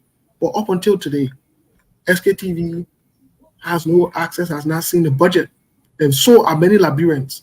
My question is, are the senators or did the senators and members of the legislature proceed criminally and wrongly by even taking money out of the budget that has not been published so that it can become law? Now we can agree that maybe they signed it, everything is signed and approved, but the Constitution is clear. If it is not out there, it's not printed in handbill, signed for the public, it says it is not law. So if the Senate, because as of now we can speak of the Senate, who stole, put in law to steal, because that's all they do. Is the Senate, did the Senate commit a serious crime against the Constitution? Did they unlawfully take money that they put there unlawfully? That's the question I want to ask you guys before we can go to the line. Let's start with Melbourne. Melbourne, what say you? I don't know how long it would take to discuss it because we have like 20 minutes. Yeah, we're just doing 1 minute on this one. We're getting quick. We're not wasting time on this one. Melbourne, quick. Let's get to your 1 minute. If we do 1 minute or 30 seconds each, we're able to exhaust it in less than or 5 minutes. Yes. So for me, I cannot come on and say whether the budget is out or not. But again, you know, this is Liberia, like we always say, the system is just messed up because, as you already said, the budget should be printed into law and sent out to us outside, especially in the media. But up to date, sometimes maybe they will not send it through WhatsApp. What I mean by WhatsApp or maybe on maybe messages. My man, did the senator say you get something that or the senator wrong? Did they steal? Because this is total stealing. It's illegal. The money they took is illegal. Let me put it that way. Whether the budget signed or not, for me, that amount is wrong. It's criminals, especially in the kind of more struggling time people, what we are going through. Even if it's budgeted, for me, I have serious exception to that. That in fact, because the money was budgeted is by law, so you take $1 million. So my question is, so even if Steve, if it's budgeted for you to take $1 million in the time where people are struggling, so you're going to take it? Thank you. Thank you. Let's go quickly to Mom. Mom, what say you? Mom, you hello? Yes. Yeah, you were saying something. I mean, you're trying to say something. No, I was asking you. Is this criminal? Is it unlawful? The budget has not been passed per the Constitution for it to be lawful for them to even use it. According to them, they already signed the budget or whatever it is, but it's not been passed. It's not been printed in handbill like the Constitution said before it can even be effectuated. I think you heard a response from the Senate Pro Tem. She justified why they spend that money. That once it's in the budget, it's considered legal. You know, that's the premise I laid from the beginning of this show today. That when you run a system that you yourself can barely understand, it becomes a problem, especially for developing nations. In America here, right? Like I said, we copy things that we don't understand. You know, when you pass a budget, we know in this country the guy did in time beginning from the fiscal year. we get something called continuous resolution, wherein when the lawmakers are still arguing over the budget, the executive can be requesting for money to spend. That will be considered legal, even though the full House had never concurred on coming up with a final bill or for the budget, right? Let me tell you something in Liberia. In the case of Liberia, the system, I was like, this system was really designed to fail. Do you know, when the executive come up with their budget, the law also gave our lawmaker to come with their own version and their own priority, their own version of the budget, even without the president's approval. But once both houses concur on the budget and send it to the president's desk for signature, and it was alleged that the president signed it, even though I don't know in the case of Liberian budget law if they got to print it into handbill, but I know from an American standpoint, and we copy the American system, once the president signed it, it becomes a law. But another guy is saying that he could still record the budget. So I'm kind of a conflicted when it comes to the issue of Liberia. No, it's not a law until it is printed into handbook and published. Okay, it's not in effect. So that means it's used like even if Joseph Boga use that and stamp the guy using Joseph Boga's signature on stamp, put it on a document until it is published, printed in handbill. Then it becomes a law. It is not a law. Okay, so the president can sign it or whatever it is, it's not a law. Yeah, let's go to Sekou Kuma quickly because we got to get to the lines. Sekou. My brother, you answered the question already, so I know what you want me to say. I know 1 year from you. You asked a question where you said it is not a law, but this is it. They concord on the budget. The president signed it. It's supposed to have been printed into handbill. The process and time they are waiting for to be printed into handbill. I do believe that the finance ministry, the fact that the president signed that particular budget and it became a law, they should be able to release this money to necessary or various agencies that are supposed to use them for appropriate reasons or necessary reasons. Now, if they went ahead to do it the way that they didn't suppose, they shouldn't have done it, that would raise serious alarm, then apparently people called it criminal. The way it went this time around, where they say, oh, it came from the budget and what have you. But for me, if the president signs it, what are they waiting for to carry on their work? Okay, thank you. Yeah, they need other things to do their work. Thank you. So before we hear from Sekou quickly and get to the line, just to say this to you, the Constitution is the Constitution. If the Constitution wanted to say the president signed it, it becomes a law, they're going to say it. That Liberian mentality and way of thinking where you say the president signed it, I mean, it's a law. It's not a law.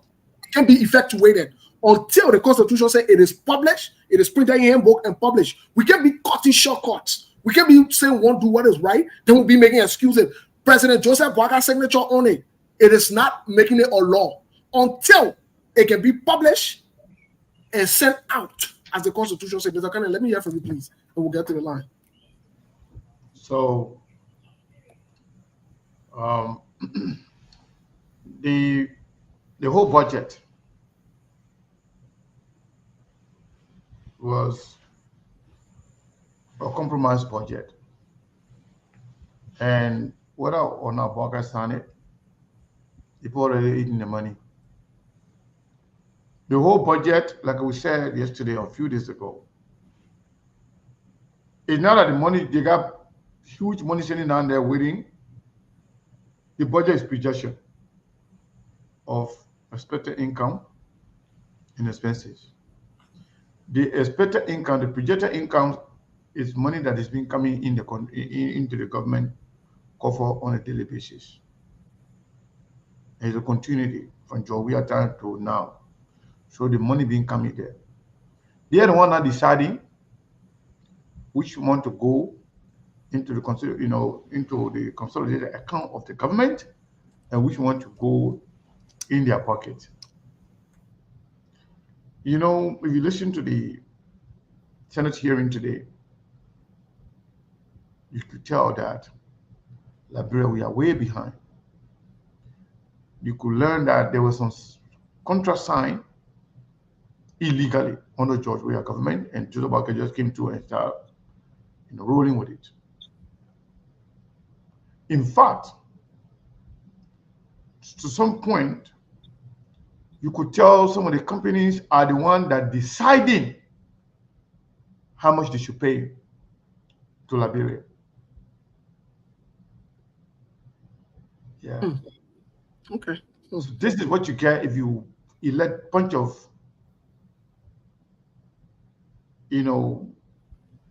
incompetent, inept people. That's what you get. And Liberia, we are headed in the very, very wrong direction. Joseph Boakai does not have what it takes to change things around.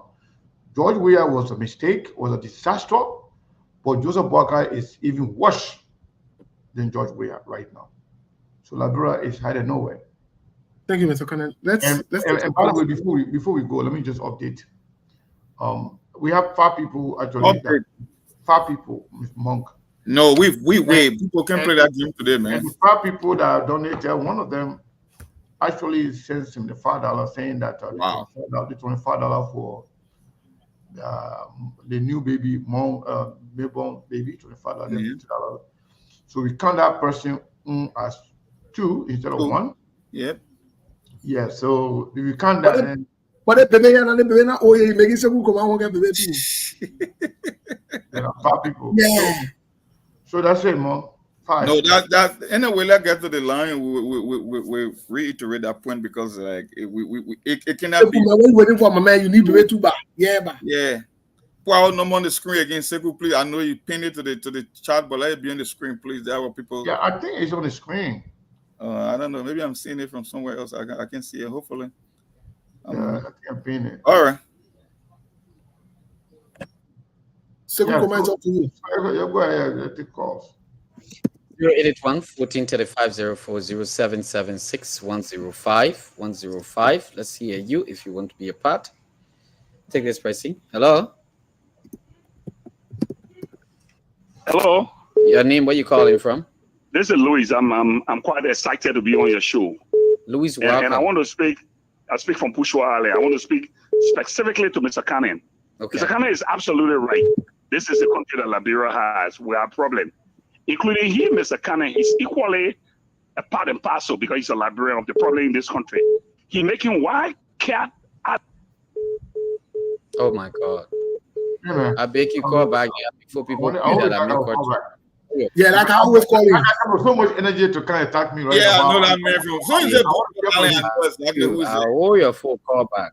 Yeah, please call. 081 1435 040 105 105. The man want to talk to defend government. If the government people hate to hear the truth. So it's okay. Yeah, the man want to talk government. He want to talk, but you know, he say 081 1435 0776 105 105. This person. Hello. Hello. Your name? Where you calling from? I'm Emmanuel Doritia, calling from Green. You call from where? June. Welcome. Let's hear you, brother. Thank you very much for your show. You know, in Liberia, we need to understand what our lawmakers are up to. You know, these people, we voted these people for them to make good laws for us, but they make laws in favor. You know, I don't understand what they mean by legal. When you're talking about legal, I think you're supposed to be talking about, okay, we will put money into the budget for civil servants to be making good money. But the money you say that are legal, the money going to you, it's going in your pocket, it's going in your family pocket, and you call it legal. So I think these people are serious. They are here to suffer us. Would you be well? How can you be paying civil $700? The person work for 1 year and they get 1,200, and you work for 1 day, 2 days, you get millions of dollars. So they are not in our interest. They are here to damage our country. Thank you very much. Thank you so much. Keep the calls coming to 081 1435 0776 105 105. Hello.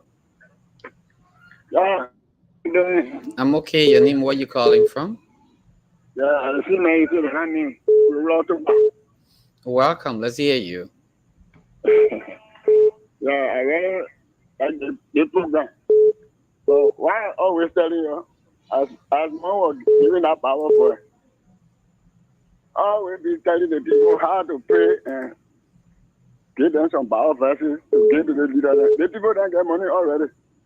We talk, you know, they will not be able to do what you're saying. Okay, thank you. Thank you very much. Keep the calls coming to 081 14 35 04 0776 105 105. I don't know what you're talking about there. Let's take this pricing. Hello? Good evening. Your name and where you calling from? My name is Amber Subani. I'm calling from Dubo. Yes. Welcome. Let's hear you. I don't know what, last night I listened to Sports Talk. I don't know what we want from our. Do we want our senators to be hungry? Do we want our senators to be in the street shamefully? Do we want our senators to be right-tested? These people are senators. They must live like senators. If Abu Sabani was senator, I would live like a president. Oh, when you senator, listen, Chief. When you senator, you will live like a president. That's what you mean, right? Yeah, I will live a good life. I don't know. Let me talk. No issue. No issue. What like that? How to cut Stone Talk off? You gotta say they want to buy a new car. They deserve it. Okay. Every new legislation at the beginning they buy a new car. Every 3 year education. What is the deal? Thank you, Chief. Come on, man. That's person here to talk about, man. Thank you. Let's take this pricing. Hello. Hello. Keep the calls coming to 081 14 35 04 0776 105 105. Let's hear you. Go to the line, take this pricing. Hello. Good evening, Sheku. Your name and where you calling from? This is James Gray, and I join you from Corway. James, welcome. Let's hear you. So let me just thank you so much for the show. I think the senators are the problem for the country. Our legislators are the problem for our country, and they are the ones talking us. I just want to recommend to Steve and Sheku there in studio. I want them to come down along with their family so that we can talk this thing here. Put the people on pressure. Let them calm down, Liberia. Come to the. Let us talk to the senator. But talking on radio station all the time will not solve the problem. So what their family get to doing their thing? No, let them calm down at least so they can lead protests and we can follow them. But sitting in America, talking to everyone, you can solve no problem. Let them calm down and do with their family. So at least the people can know that they real serious. All right, thank you.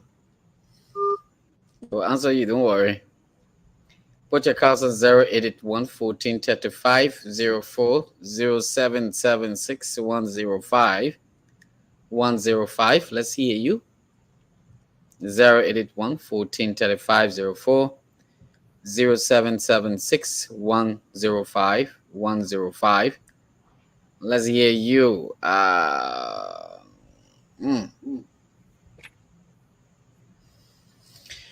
All right. Keep the calls coming to 081 14 35 04 0776 105 105. So let's hear you right there. If you just joining us, welcome. Those of you listening to Truth FM across Liberia, Top FM, put your calls on 081 14 35 04. Yes, so sorry. Maybe our network was giving some problem. So people were calling me on the other side. So yes, okay, go ahead. Yeah, my name is Zueli Top. Let's say man, Johnny from Zulu West. You call from Zwedru. Yeah. Let's hear you.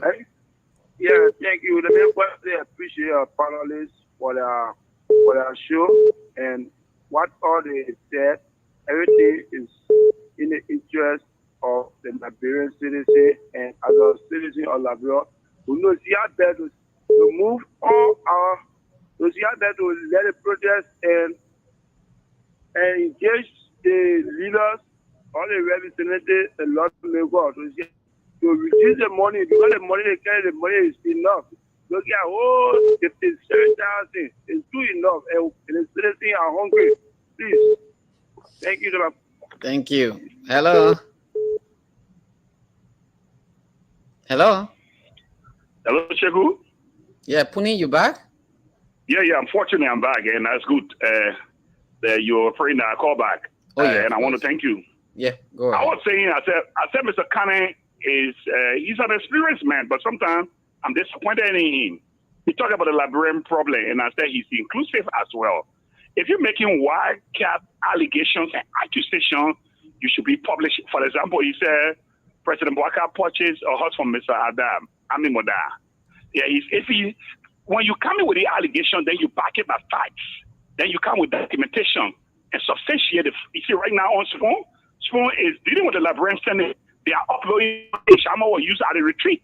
They're not just talking and not backing it with the documentation evidence. So if Mr. Kane is coming up with wild allegations and accusations, you can use the escape. We are letter we can read. This is a contemporary time. You come up with the whole somebody will purchase, when were you purchased, the amount, the purchase agreement. And at the same time, we fall in the show and then reading. But he's one of the problems. You can just say it, and then you're not backing it, uploading it on SKTV page. Thank you. Also, he said that he might come down here for popular uprising. He can come with his children and family as well and join the popular uprising. You can just be talking. All right, so thank he you. can help the situation instead of just talking. Let you upload it on SKTV page. Let you back documentary. We can read. We are literate. Thank you so so let much. you upload the facts so we can follow it and not just by talking. Because we're not talking, he's not breaking in. All right. Okay. Thank you. Thank you very much. Yeah, 1 minute 11. Both check out on 08145040776105. I think we can stop it there for now and take calls. I mean, and have some conversation. All right. Okay. All right. Fine. Well, let's get reaction really quick. Sekou, let's start with you because your name was mentioned more than once. What say you? Yeah, I understand the guy's problem. He said, I'm an experienced person. He expects more from me, but he got disappointed sometimes. That's what happened. You know, that guy who called, he called specifically to defend Joseph Boakai and my own friend, Amin Moda. Every other thing, that's not their concern. But the answer is very simple. Since we are lying, tell Joseph Boakai, the president, to make his assets public. Simple as that. The reason why Joseph Boakai is struggling to declare his assets, he said he had nothing prior to the election. After the election, he has acquired a lot, some of which they have tried to backdate the documentation. Say you want to talk about document. They have tried to backdate the documentation, but they are afraid to put it to the public because there will be huge scrutiny, wherein Joseph Boakai and all the enablers will be exposed. So, in short, Steve, Sekou, Melbourne, and Monk, the people are angry because they don't like to hear the truth. But instead of he asking me to provide proof or evidence for what we are saying, I'm challenging him now and the president to publish his assets for the past, at least for the past 10 years. Not anything else, just for the past 10 years. If you don't see what we are saying here, then you can say we are lying. And coming here to make comparison with Spoon Network is only shameful. Spoon Network created the mayhem, the carnage we have right now on us in Liberia. Spoon Network brought Joseph Boakai to power. What do you expect? Spoon Network will blame everybody but Joseph Boakai. Spoon Network will blame everybody and it will try to destroy anybody, to take down anybody who is not dancing to their drum beat. Unlike us, we speak truth to power. We care less about who is at the receiving end. So coming to make that comparison, that is a feeble argument. It does not hold water. And we don't really care about that. We don't care about any other platform as to what to do, especially when you mention Spoon. That's an insult to SKTV. Call different station with integrity. In fact, for Joseph Boakai to be in bed with a convicted criminal, for Joseph Boakai government to use a convicted criminal as the only means of dissemination of their information is shameful and disgraceful. Shame on you, shame on Joseph Boakai, and shame on all the government officials that go and sit under the voice of a criminal who defrauded the American government with 100+ million, for which Joseph Boakai is a beneficiary. Shame on you guys. Thank you, Mr. Kenneth. Monk, what's your reaction to the callers? Well, it's not strange. They got some people who believe in a myth that somehow voter education is needed. I say that's the complete opposite. You listen to these voters, they are the regular voters. These are people that will be voting for generations to come. They are the one that call on SKTV. SKTV has been heard in all the counties in Liberia. So the people that are calling, they're not ghosts. Those are the same people that will stand in line comes 2029 to make a decision. If they cannot frown on the authority growing in Liberia, why do you expect for things to change? Look, the politicians in Liberia understand the people they are dealing with, and they have no reason to change their business model. And let me say, it's kind of a painful, especially for people who overseas who want something different, or people in Liberia that want something different. You are just wasting your time. That's why I keep saying we can talk, we will preach the politics. At the end of the day, it comes down to choice. And the people who are supposed to be making those choices, they're not even thinking in the direction that you are thinking in. So how can you make the case for Liberia? You know, when I read that report international, when they say we got the lowest IQ in Africa and the second in the world, I used to question it, but it's a scientific study that was proven right that we got a long way to go, whether you like it or not. You know, the average lifespan for Liberians is between 64 to 68 years by international standard. And I tell people, the one who believe that we can resurrect a country, that we can change things for the better, like, I don't know. You can keep fighting all you want, but the reality that I say hope is not a strategy. You know, in life, hope, the thing they call hope is not a strategy.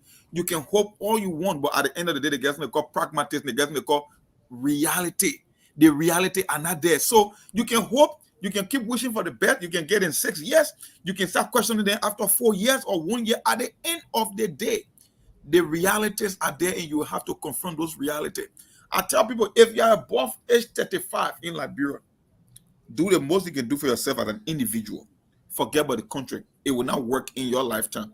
I'm not saying it's the end of Liberia, but I know in my lifetime, with the system and the structure that are in place in Liberia, I will not see a better Liberia within the prime of my life. That's something that I know. That's something I'm preparing for. That's something I'm willing to live with because I can see it every day. Let me tell you, Steve, 2021 I was in Ghana. I should have reached Liberia because of that, or how they call it, the Delta variant. I stopped in Ghana because certain signal that came from State Department saying people should watch their travel. I get this. I say, no, let me just go back. When you go to a country that is really for prime time, that really for progress, you can see it. Nobody will tell you. So you enter the country, you can illustrate the people behavior, their mindset, the way they hold their public official to account. You can know that that country will be going somewhere. Can you tell me something that you can see in Liberia that will give you hope to say 20, 15, 30 years from now, that you can see the bright spot or the light at the end of the tunnel? Just name me one. You won't be able to name me one, but yet you want me to believe Liberia will be better. Come on, my brother. Let's be real here. You hear name from the color. He prefer attacking Sekou than attacking the system. Yeah. How can you put Spoon TV and SKTV in the same sentence? How? Even the man that owns Spoon TV, have you checked his record recently? You know what's happened to him? That when people come here, take upon that precious time to give. I say it's not about information, it's about choice. My brother, the people are informed, they know what is right. They are just now willing to do what is right. How many callers call you on the show on a daily basis that criticize Unity Party or CDC? Matter of fact, they even have some that suggesting that we'll go back to CDC. So, my brother, man, let's be real. Even though we run this show, we're doing our best, but the realities are there. You can see it. And not only from the one that are uneducated, the man who called, he's somebody who can read and write. I felt to be coming from a villager, but he lived in the capital. He sounds educated because he speaks perfect English. And he's attacking Sekou. So when the average man listens to that guy, how do you think he's going to make decision? And I want the problem with Liberia. The ones that are educated, when you see them making decisions, you will not even believe it. But guess what? They are the one that can be making the case for a field system. So how can you expect me to hold some little kid from Bogonjile or from Towetan from the village? You want me to hold him accountable when people with master's degree that live in the city that know what they call good governance can keep playing defense for a field system? How do you expect for ordinary kid to make a better decision for Liberia? I don't see it, my brother.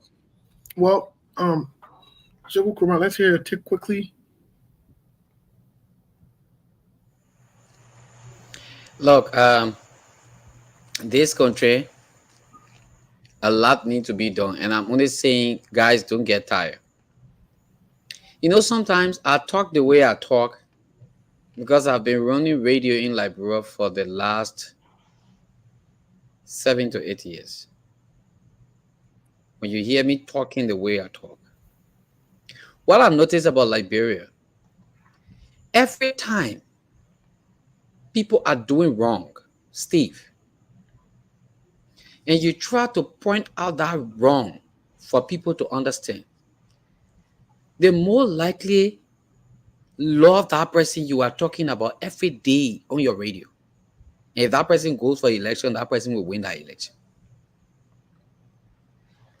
The people just used to, wow, but they just used to bad things.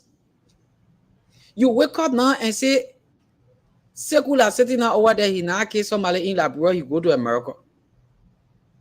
Everybody in Liberia wants to see Sekou. And when Sekou come and just tell people, say, my people are true, I killed that person, but right now I repent, I Christian now, I'm not kidding again. They will say, you against Sekou the second time. I mean, Sekou need a second chance in your life.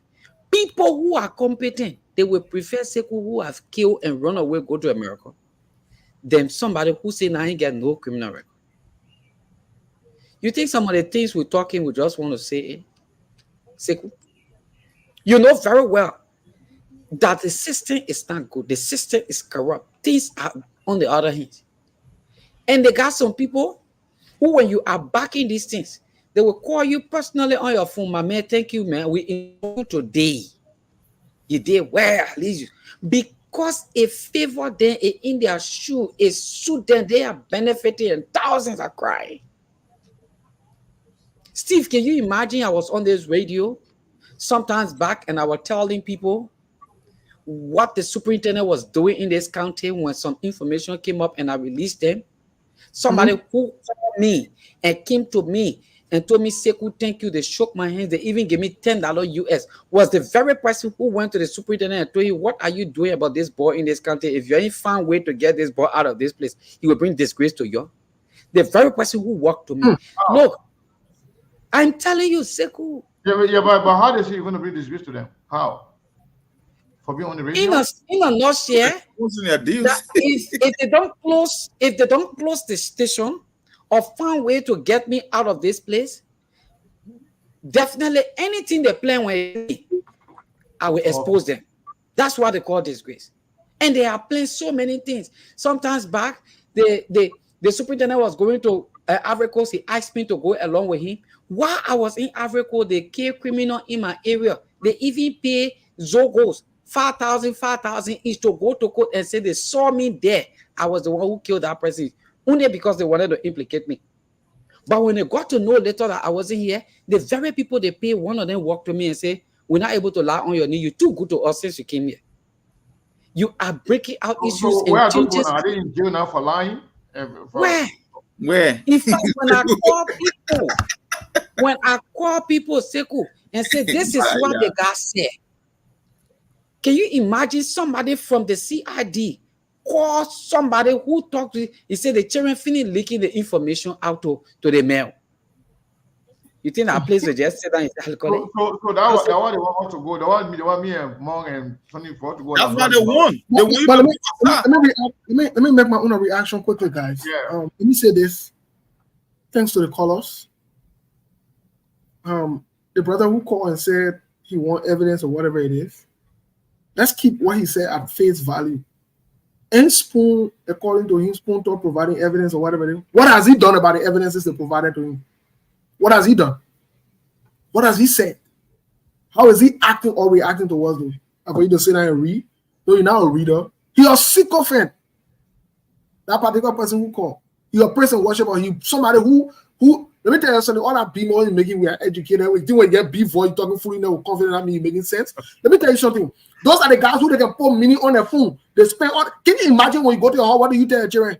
Oh, I went on the phone there. You know, I said I'll call him from the papa. Yeah. And I promoted the government. I was fighting for you. Yo, give me small thing. You give that he wrote. So let him do a job.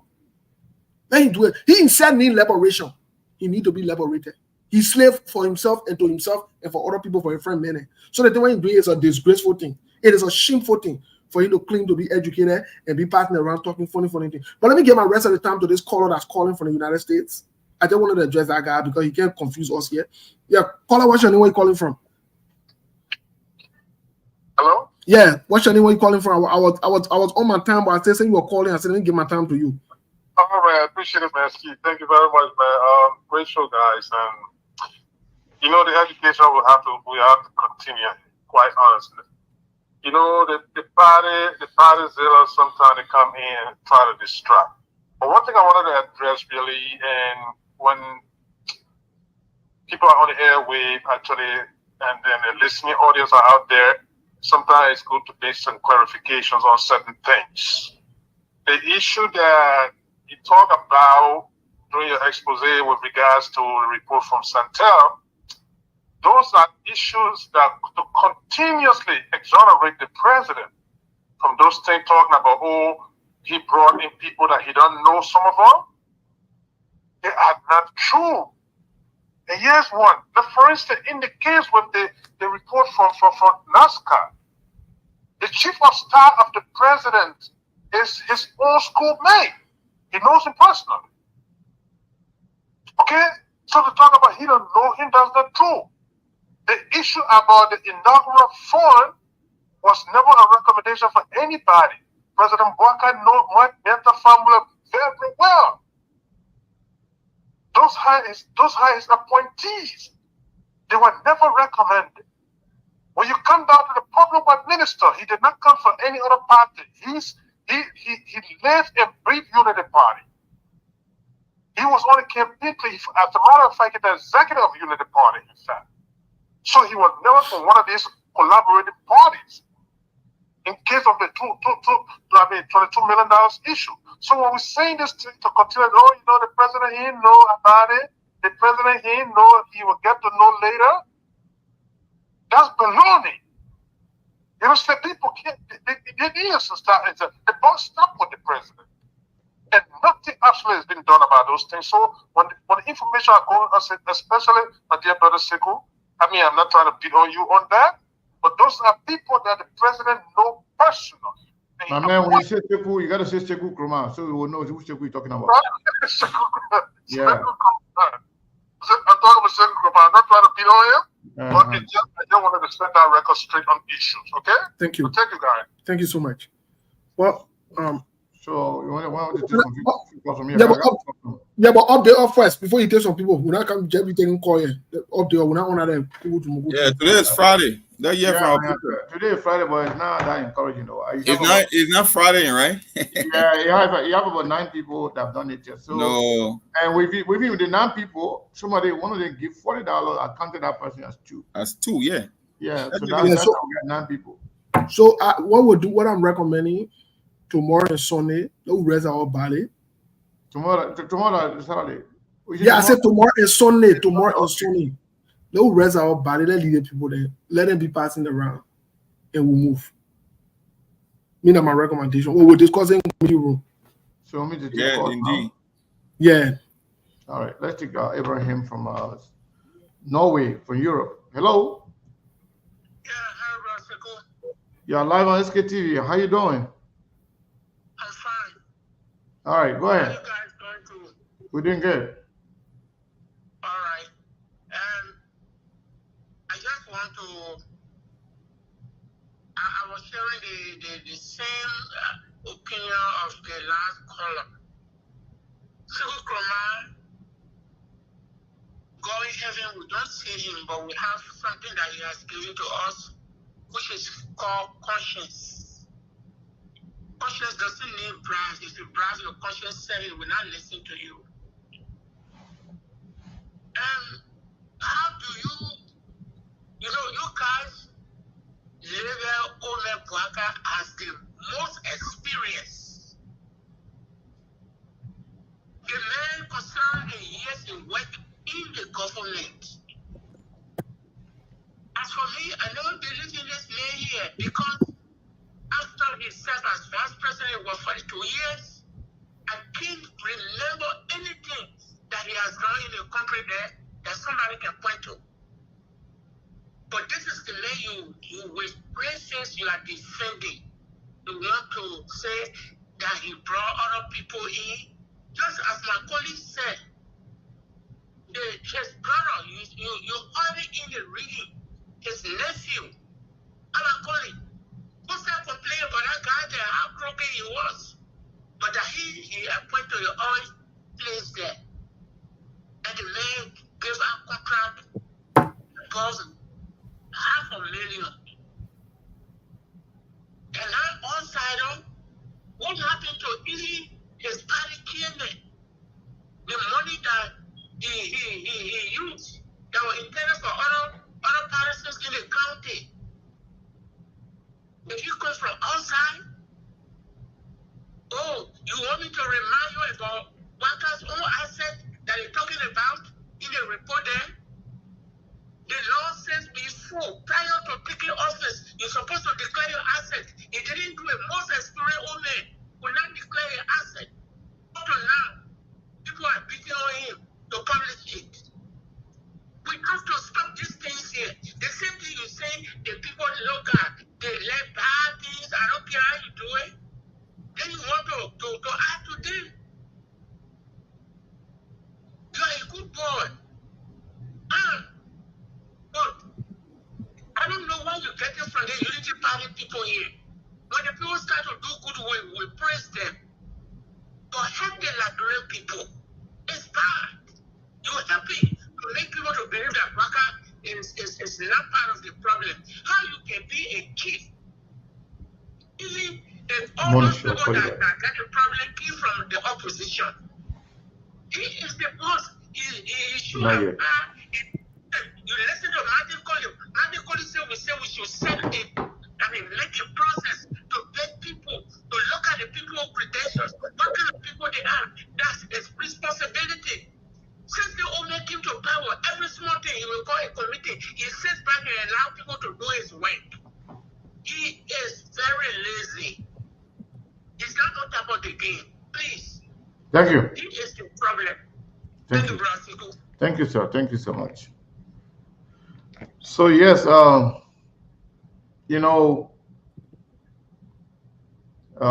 think somebody just said he's going to send $20. I mean, he's going to send $20.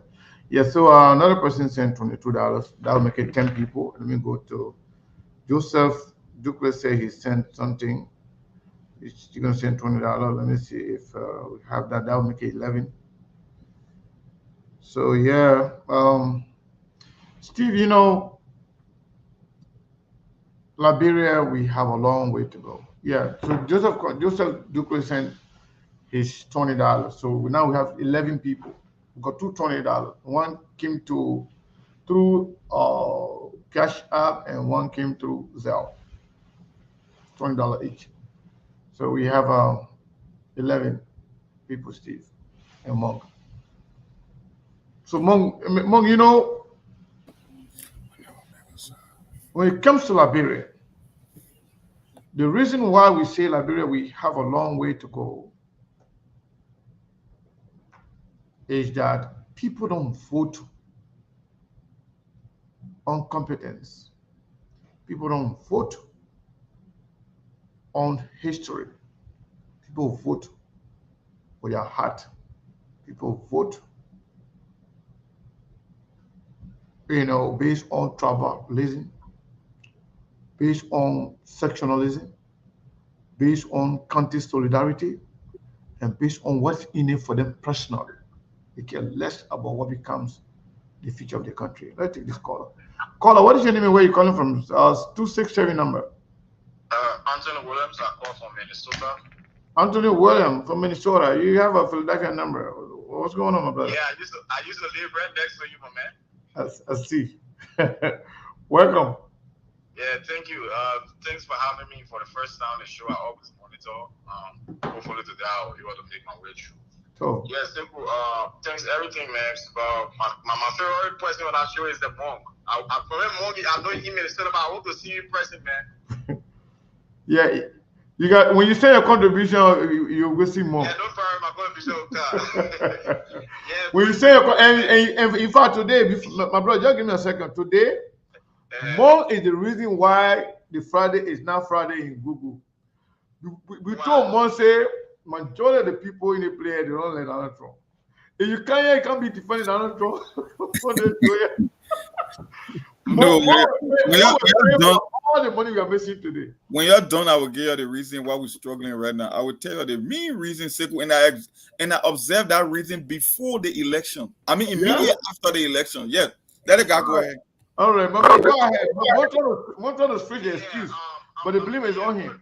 Yeah, quick, man. Simple. You know what? To the listening audience, especially for Joseph Boga's supporter, honestly, I just want to know what is exactly Joseph Boga has done differently since inception, since he became president for Liberia. What exactly has he done differently from George Weah?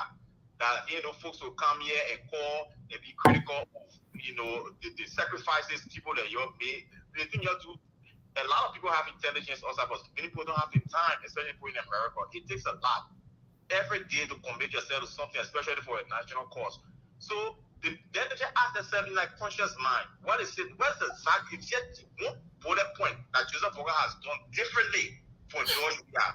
Because they always use George Weah as a scandal for Joseph Boga as a performance. Let's agree, even though we hold George Weah as a bare minimum, but what is exactly that Joseph Boga done differently?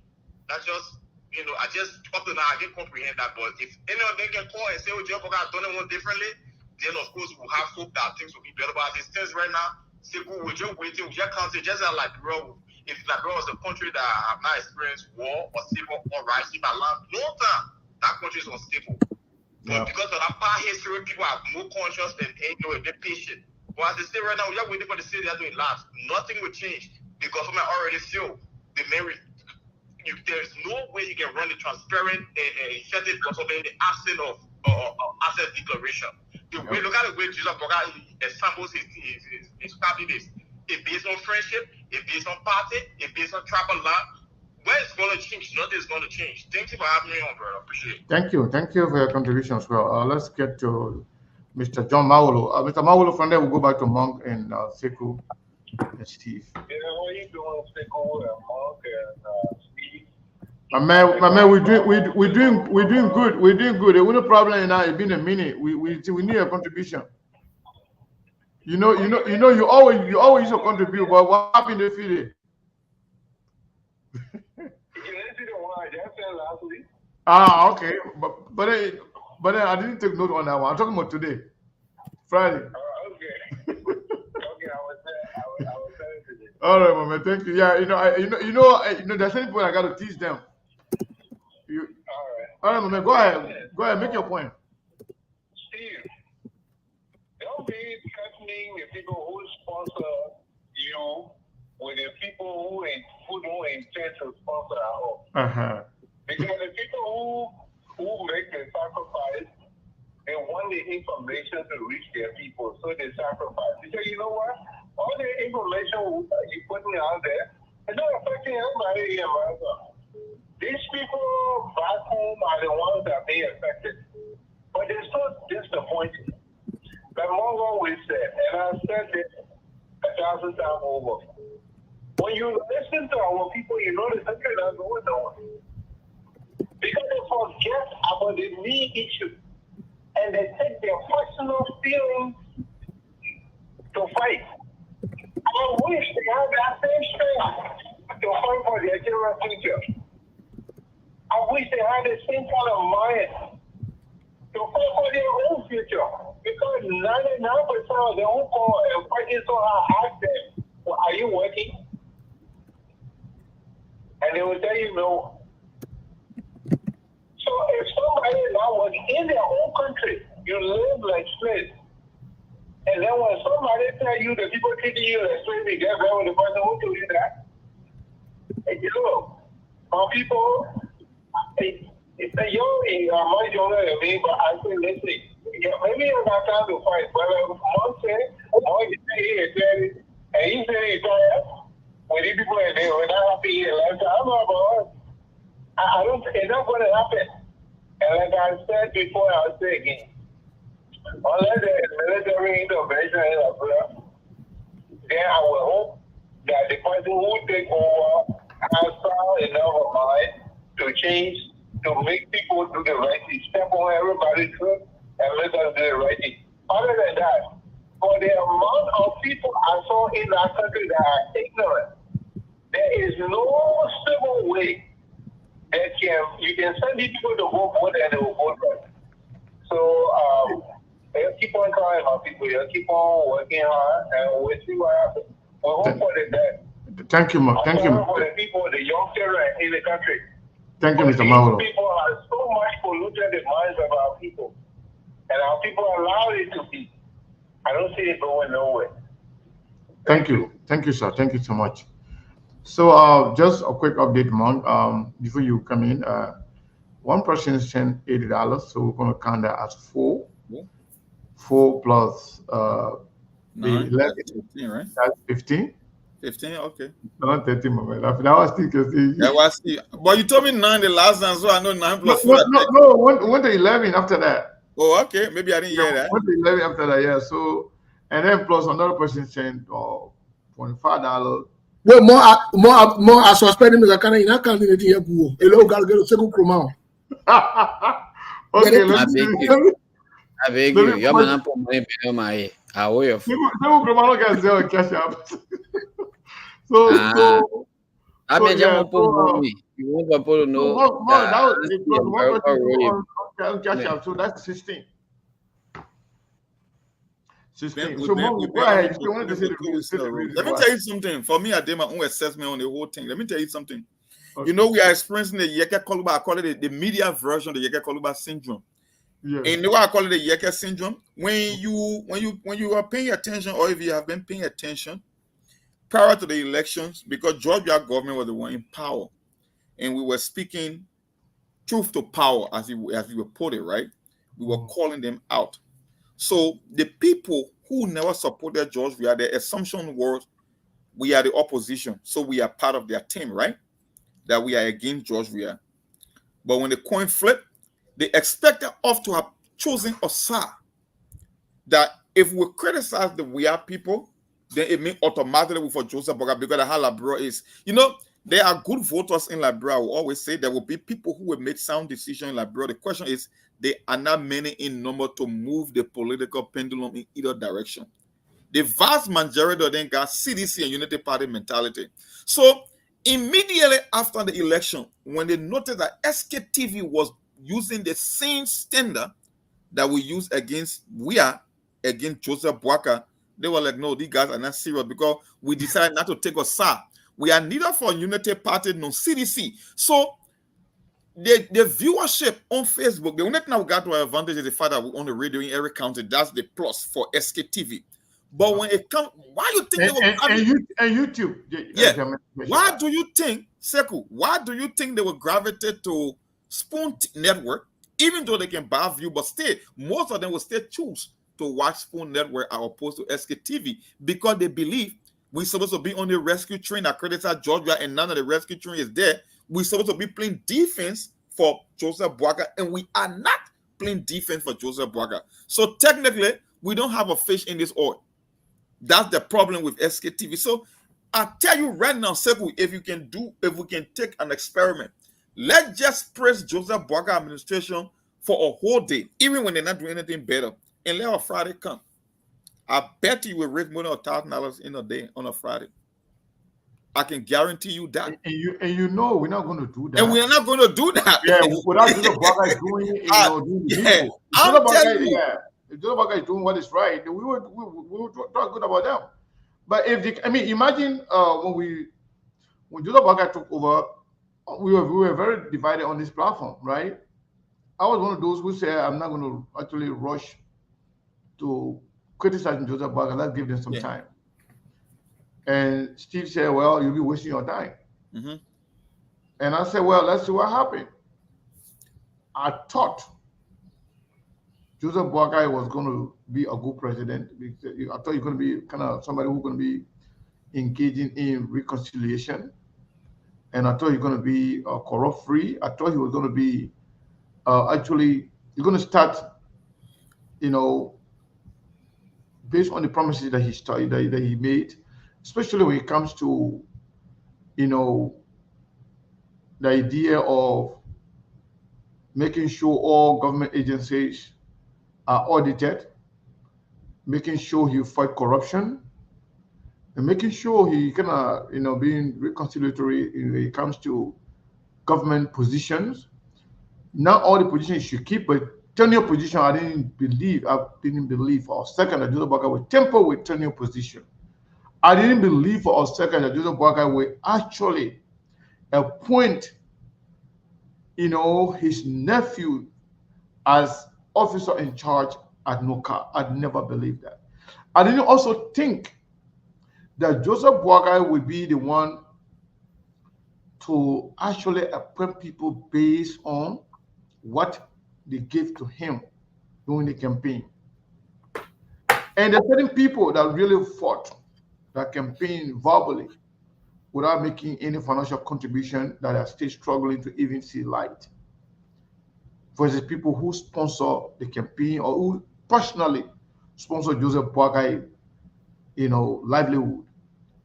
So to see all of those things happening, and one of the strokes that really broke the camel's back is the one that seeing Joseph Boakai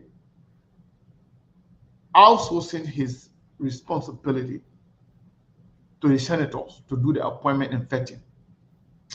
That was very, very disappointing. And from that point, I came to realization that Joseph Boakai does not have what it takes, that Joseph Boakai may not change, that Joseph Boakai government was a failure right at the door. Because those are minor things that somebody should take care of. But if Joseph Boakai does not have the ability, the technical know-how, the experience to appoint the right people, to also understand the law after serving in government for 47 years, to be law-abiding, to be somebody who actually follow the rule of law and respect our Constitution. There where I give up. I knew Joseph Boakai was not the best option. I knew Joseph Boakai was the least of the people qualified to be president. I knew Joseph Boakai was sick, but I believe after being elected, I thought Joseph Boakai would have done things differently. But I was wrong. So we are not going to change our business model, like Mom will always say. If Joseph Boakai does the right thing, we will praise him. We will tell him thank you. If he continues on the path he is on right now, we will hold his feet to the fire. We will criticize him. We will call a spade a spade. If you support us, we say thank you, we appreciate it. If you don't support us, thank you. Also, to close what I was trying to say here, Monk, it's not just Unity Party supporters or Joseph Boakai supporters that stop supporting, even watching. There are some ANC's TPP communist supporters that were deflated by the result of the election. Some of them enter their life saving to invest in commission's campaign. You may not know them by name. Some of them are so deflated, some of them are so discouraged. They don't even watch SKTV or any show at this point. Some of them will take time for them to recover from that. I don't know how you call it, PCS, whatever you call it, post-traumatic. Post-traumatic PST, I know PTSD, right? That's Steve, so, Steve, the one that's still the area there until they can recover from that. So you know what it needed. No. Now when that Steve is a man that he's a psychologist, so he knows exactly all those things that can happen to people. So that's the problem, Mom. That's why somebody can talk to me in the back. Every week they used to support SKTV because they believe that SKTV preaching the right message for the Liberian people, thinking that they would do the right thing. But then they got discouraged, they got deflated. Not that SKTV committed any crime or we are at fault for doing anything, but things didn't go their way, so they are discouraged. Some of them, most of them are politically, they don't know politics like that. So they took it so personal. So when they lost the way they lost, especially the way Joe they gave me 1%. Yeah. That's why me personally, to be honest with you, I never sorry for Joe. I never sorry for CDC because CDC gave us Joseph Boakai by cheating in the first round just to get a certain number, thinking that all the other people are going to coalesce around them to support CDC because Unity Party people were arrogant, thinking that everybody else will go for CDC. But CDC the one that really destroyed commies. If they can support commies in the next election, that will be a payback. But they're the one that actually destroys commies, they disgrace commies, making it to look like it's insignificant when it comes to Liberian politics. That's what CDC did. But then they did that. At the end of the day, they turned around again. They went back few days after the election, seeking his support. They never went to other people now. But commies was the first priority. Both CDC and Unity Party were running to for support, even though they said mega 1%. Yeah, the people that told that Appleton got more. Yeah, CDC did that to commies and deflect commies to make it feel like he's significant. Even that is impacting right now commies' a supporter decision to come out. To come out. To come again to say I want to run for something because they feel like they're confused. They don't even know what really happened. But we were the first, SKT were the first to let the public know that the election results that were being actually announced did not reflect the actual voting of the Liberian people. Yeah. And we were right. But guess what happened? Unity Party gave CDC the same medicine that they prescribed for commies. Unity Party gave them the same thing. Unity Party, okay, we join you to cheat. We accept your cheating. Since you carry on to this place now, we will show you what happened. They went a lie. All the tally sheet they said they had, they never had anything. All the information they were getting, they had people in the place there that were giving it to them. When they say, when I'm not going to say they have 15,000 pool washer around the country, that was a lie. All the things what they're saying, the transport people to the other one are lie. The magistrate that were working under CDC government, most of them came from the Unity Party government. And the election commission, most of them, I know two of them that are key lawyers to Nyomli Kanga Lawrence. I know them and I know who they are and they know that I know. So every information that NEC were coordinating the information with Unity Party people. That's why Steno Witherspoon was announcing the result even before NEC. And NEC will come and follow the same thing. So NEC and the people there, the Unity Party former officials, the civil servant people, they all conspired to remove Joseph, to remove CDC. But what happened? We are so confused. They were fighting among each other. So Joia conceded before even the total result was announced. But what happened? CDC, Unity Party, they all bad for Liberia, but they conspired against communists to make communists look irrelevant. Now communist supporters, most of them, are deflated politically, are confused, don't even know where to go, where to start from. So some of them are still, recovering. Maybe, long run they will get back to, they'll get back to themselves and they will be engaging politically. But those are some of the things too that that actually contributed to the decrease of the viewership and support from the public, because some of them are really, really, really angry. Some of them told me that they don't get anything to do with Liberian politics anymore. They're done because they're so frustrated because the way in the manner in which they were treated. Yeah. So I have another. I have another from the founder that came through. Let me see. Yeah, two of them. So that means we were 16. Yeah, so 2 people donated. So that's 18 now. We're 16 to 18 people now. Just so you know. Yeah, so once we do 20 today, tomorrow we can finish all the rest. I don't know about that. I don't know how much we'll do today. Yeah, we're gonna do 20 today. We'll finish up the rest tomorrow. All right, so 16. That means you get what? Oh, the 18. They actually 18 of 16. Let me see. Yeah, so 18. I mean, you need 2 more people to get to 20. Yeah, but Mr. Kane, I just wanted to say this. There will be people that will support. And like Monk said, that's a valid point. Most of the people believed in their head from the beginning that maybe we were going to support Joseph Boakai. Yep, we didn't take a side.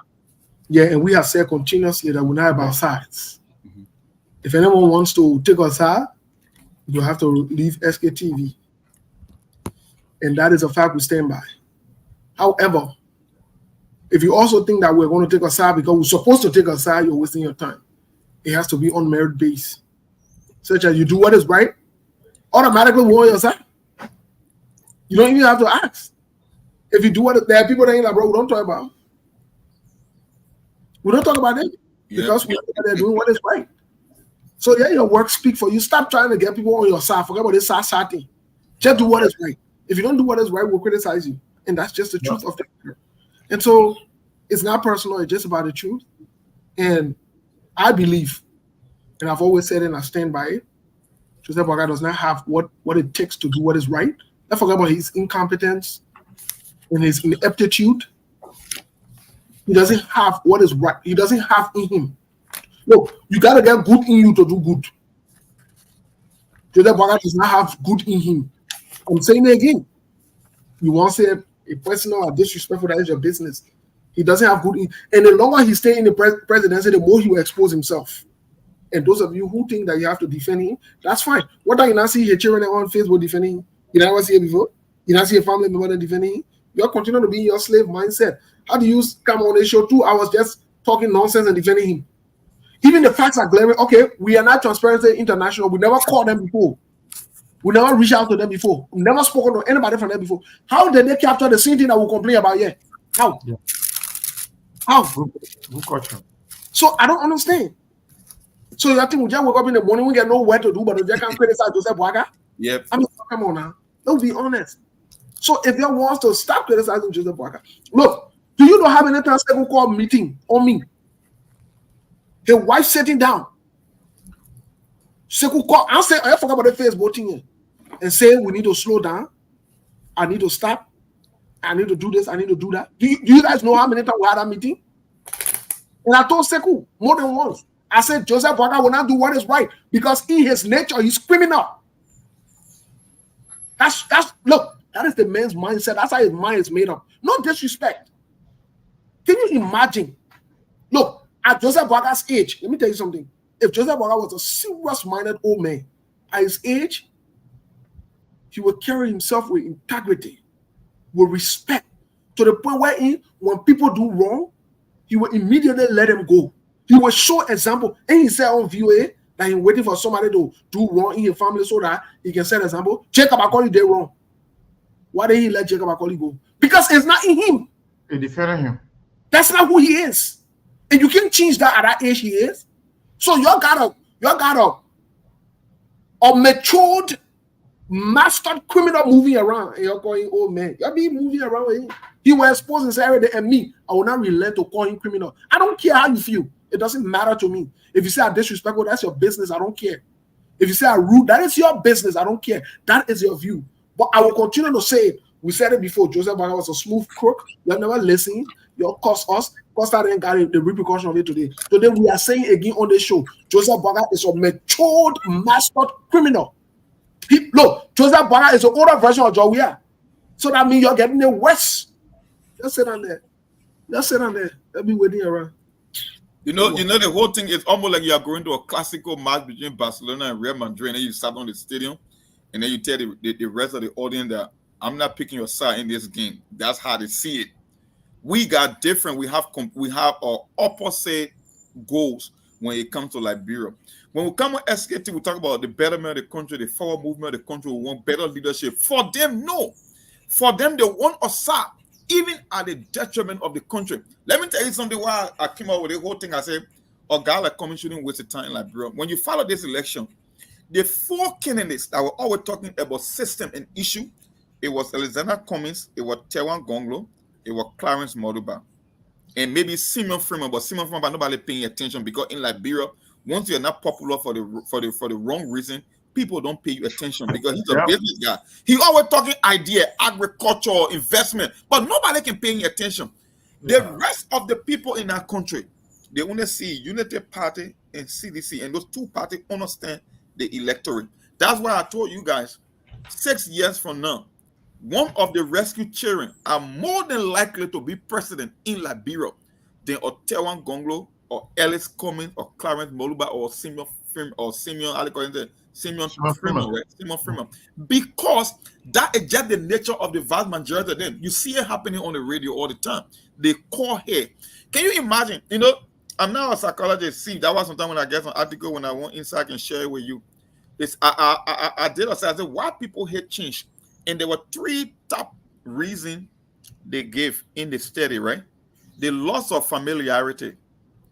People are afraid of change because they are afraid of the unknown. The thing when change comes, change naturally threatens of human being. That's what they said. I mean, bunch of psychologists. The fear of the unknown and something they call brain preferences for routine. You know, human beings, we do things over and over. It becomes part of us. It's just like it becomes second nature. So when you want to change that habit, people will resist at everything. That's why I keep telling you, people will choose. That's why even sedition, they will choose Unity Party, even coming back to power, then to try somebody new. They will never accept those guys that got new idea that want to bring up institutional reform. We want electoral reform. You think that's why they want? No. So 2029, I can tell you, maybe it might be much closer. But for any political institution or leader to change that system in Liberia, I don't know. It will have to be something cataclysmic. It will have to be something that happened by mistake before we can arrive at that leader. Because if you are counting on those people in Liberia, even the one that oversees, like I said, soon the election were over, they thought we would have taken a side. For the fact that we haven't taken the side, no, they will always have a problem. Why do you think all the guys can go to spoon talk? All the ministers, all the deputies, that one when you guys told me, the information minister was going to come to the show, I was like, until I can see him because I know their mentality. I had to call him Jeremiah Lane Pia or however they call him, the one that came on the show last year. I was not even sure that he was going to show up until he came on the show because I know in Liberia, they come here, they won't hit on the video because they don't want to be seen. But I told you guys, every time we discuss something on SKTV, you check in the local dailies, you see the same idea. So I've been asking about why the guys don't give credit to us? Because they all come here, they listen and be like, you know what, they can feel that they know too much. Let us go to our familiar territory. They will go on spoon talk every single day of the week. You give the invitation, maybe Yeke and a few other guys will accept that invitation. That's why I was shocked when I saw the other guy from, I think, Grand G, right? The lawmaker that Kenya adopted it. I think River G. River G, the one that said they adapted the model from which country, I know, Kenya or Tanzania or whatsoever. Zambia, yeah. I was shocked that he came here to even set place on defense for the budget. But guess what? Not too many of them will make that conscious decision to come on SKTV because they feel they're not familiar territory for them. They come here, they don't know what to expect because we haven't shown an inclination to pick a side. So it will be a very tough thing. But like Sekou said, we're not changing our business model and we remain until even if one person will be here, we'll try our best. But you got to read strategy. Mom, let me say before Sekou update us and then maybe we'll close for the day. Let me say this. You know, the dopo that came here. You know, when people come in the first time, we like to be very welcoming. But I want to send an open challenge to Dopo. Let Dopo come back. Dopo lie here. And we're waiting for him. I know it's started watching the show. We're waiting for Senator Dopo. All of them can watch the show, Monk. Let me tell you today. All of them watching the show, and they can watch the show to the end. And Senator Lauren is saying here as a defense. Dopo will come back. We said the two already. I know Pia or Jeremy Pia, whatever your name is. We're waiting for him too. Ain't saying he'll come out here. Don't come a friend of that, man. We're waiting for him too. Don't come a friend of that. Like you don't know his name. Jeremy Pierre, minister. I don't know how to pronounce the name, to be quite honest. Jeremy Pierre. I don't know how to pronounce the name. Because it means that I was saying you struggle with names. Said it once. They make a different name. Yeah. I don't know how you call him. Just you don't know the man. Yeah, I don't know how to call him. You can say the information minister. Okay, the information minister. We're waiting for you, yeah? He passing around talking from going to you can't show. We won't continue the discussion. We won't hold you accountable.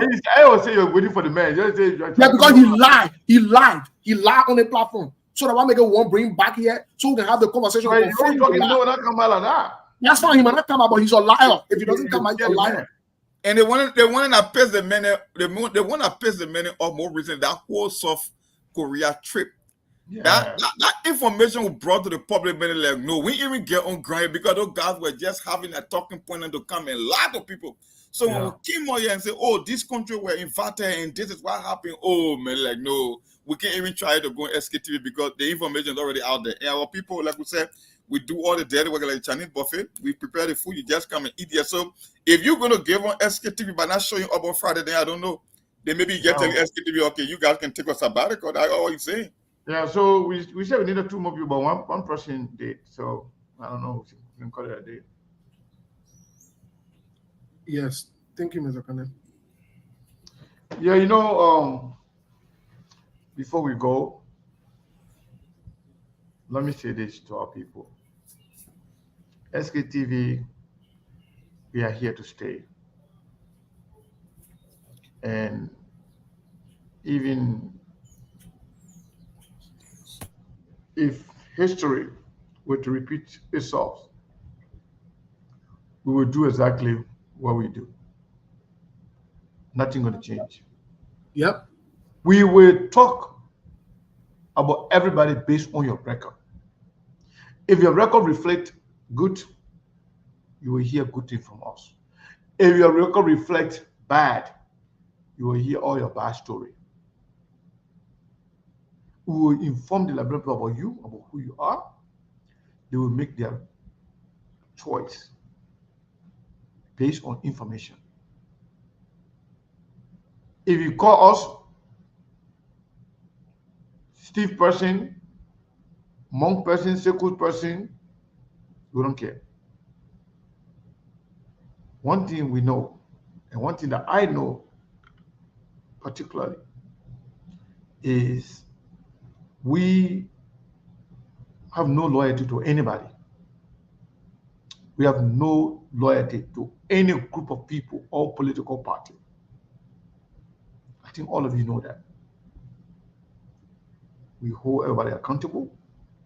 We call a spade a spade. We call you out if you do the wrong thing, and we will commend you for doing what is right. The politics of Liberia today is so complicated. It's very difficult for a layman, for just a common person to understand. You must be really, really political genius or politically savvy to understand what is going on in Liberia. Liberia is destroyed. They're going to take time to be faced. Some of the things we can say here, some of the challenges we are going here, we have refused a lot of negotiation. We have refused a lot of deal in the back. And not that we don't want money, not that we don't like money, not that we don't need money, but we don't want to get anything at the expense of Liberia. If you pay us money to come on the show or to do certain things to promote your stuff for you, we'll take it. But we don't want anybody paying us to cover up wrong things. We're not going to do that. Again, hear me clear, hear me loud. If you have your campaign stuff, if you have anything you want to promote on SKTV, you pay us, we'll take the money. But to say, okay, we got to buy this for you, they buy information, but they pay for you, you must pay our money before, then we'll not say, hey, down, but forget it. So we are here for Liberia. Yeah, that's why they won. Yeah, that's what the people are accustomed to in Liberia. Even in America here, the New York Times, the Washington Post, and all the major, print media in the country, they can get information, they can sell it. Oh yeah, they sell it. That's business. They sell the information. So if you come here and pay X amount of money, we will not, do this, we will not do that. But let me tell you something. We may not have the larger audience. We may not have all the money in the world. But we have the integrity, the respect that is needed, that is required for any media institution. And we have been the one leading the narrative when it comes to politics in Liberia. People may not admit to it, Monk. They may not give you credit. They may not give us credit. But I can tell you, they know exactly what's going on and they respect us. Oh, for sure. That one you have to tell me. I can see in the local news. And we know it. I don't want to say that before we go. Anything else you want to say before we leave, Mom? No, I think okay for the day. The people that will support SKTV will always do what they want to do. The people who want for SKTV to take a side before they can make a commitment, you'll be on the sideline for a very long time because that won't happen here.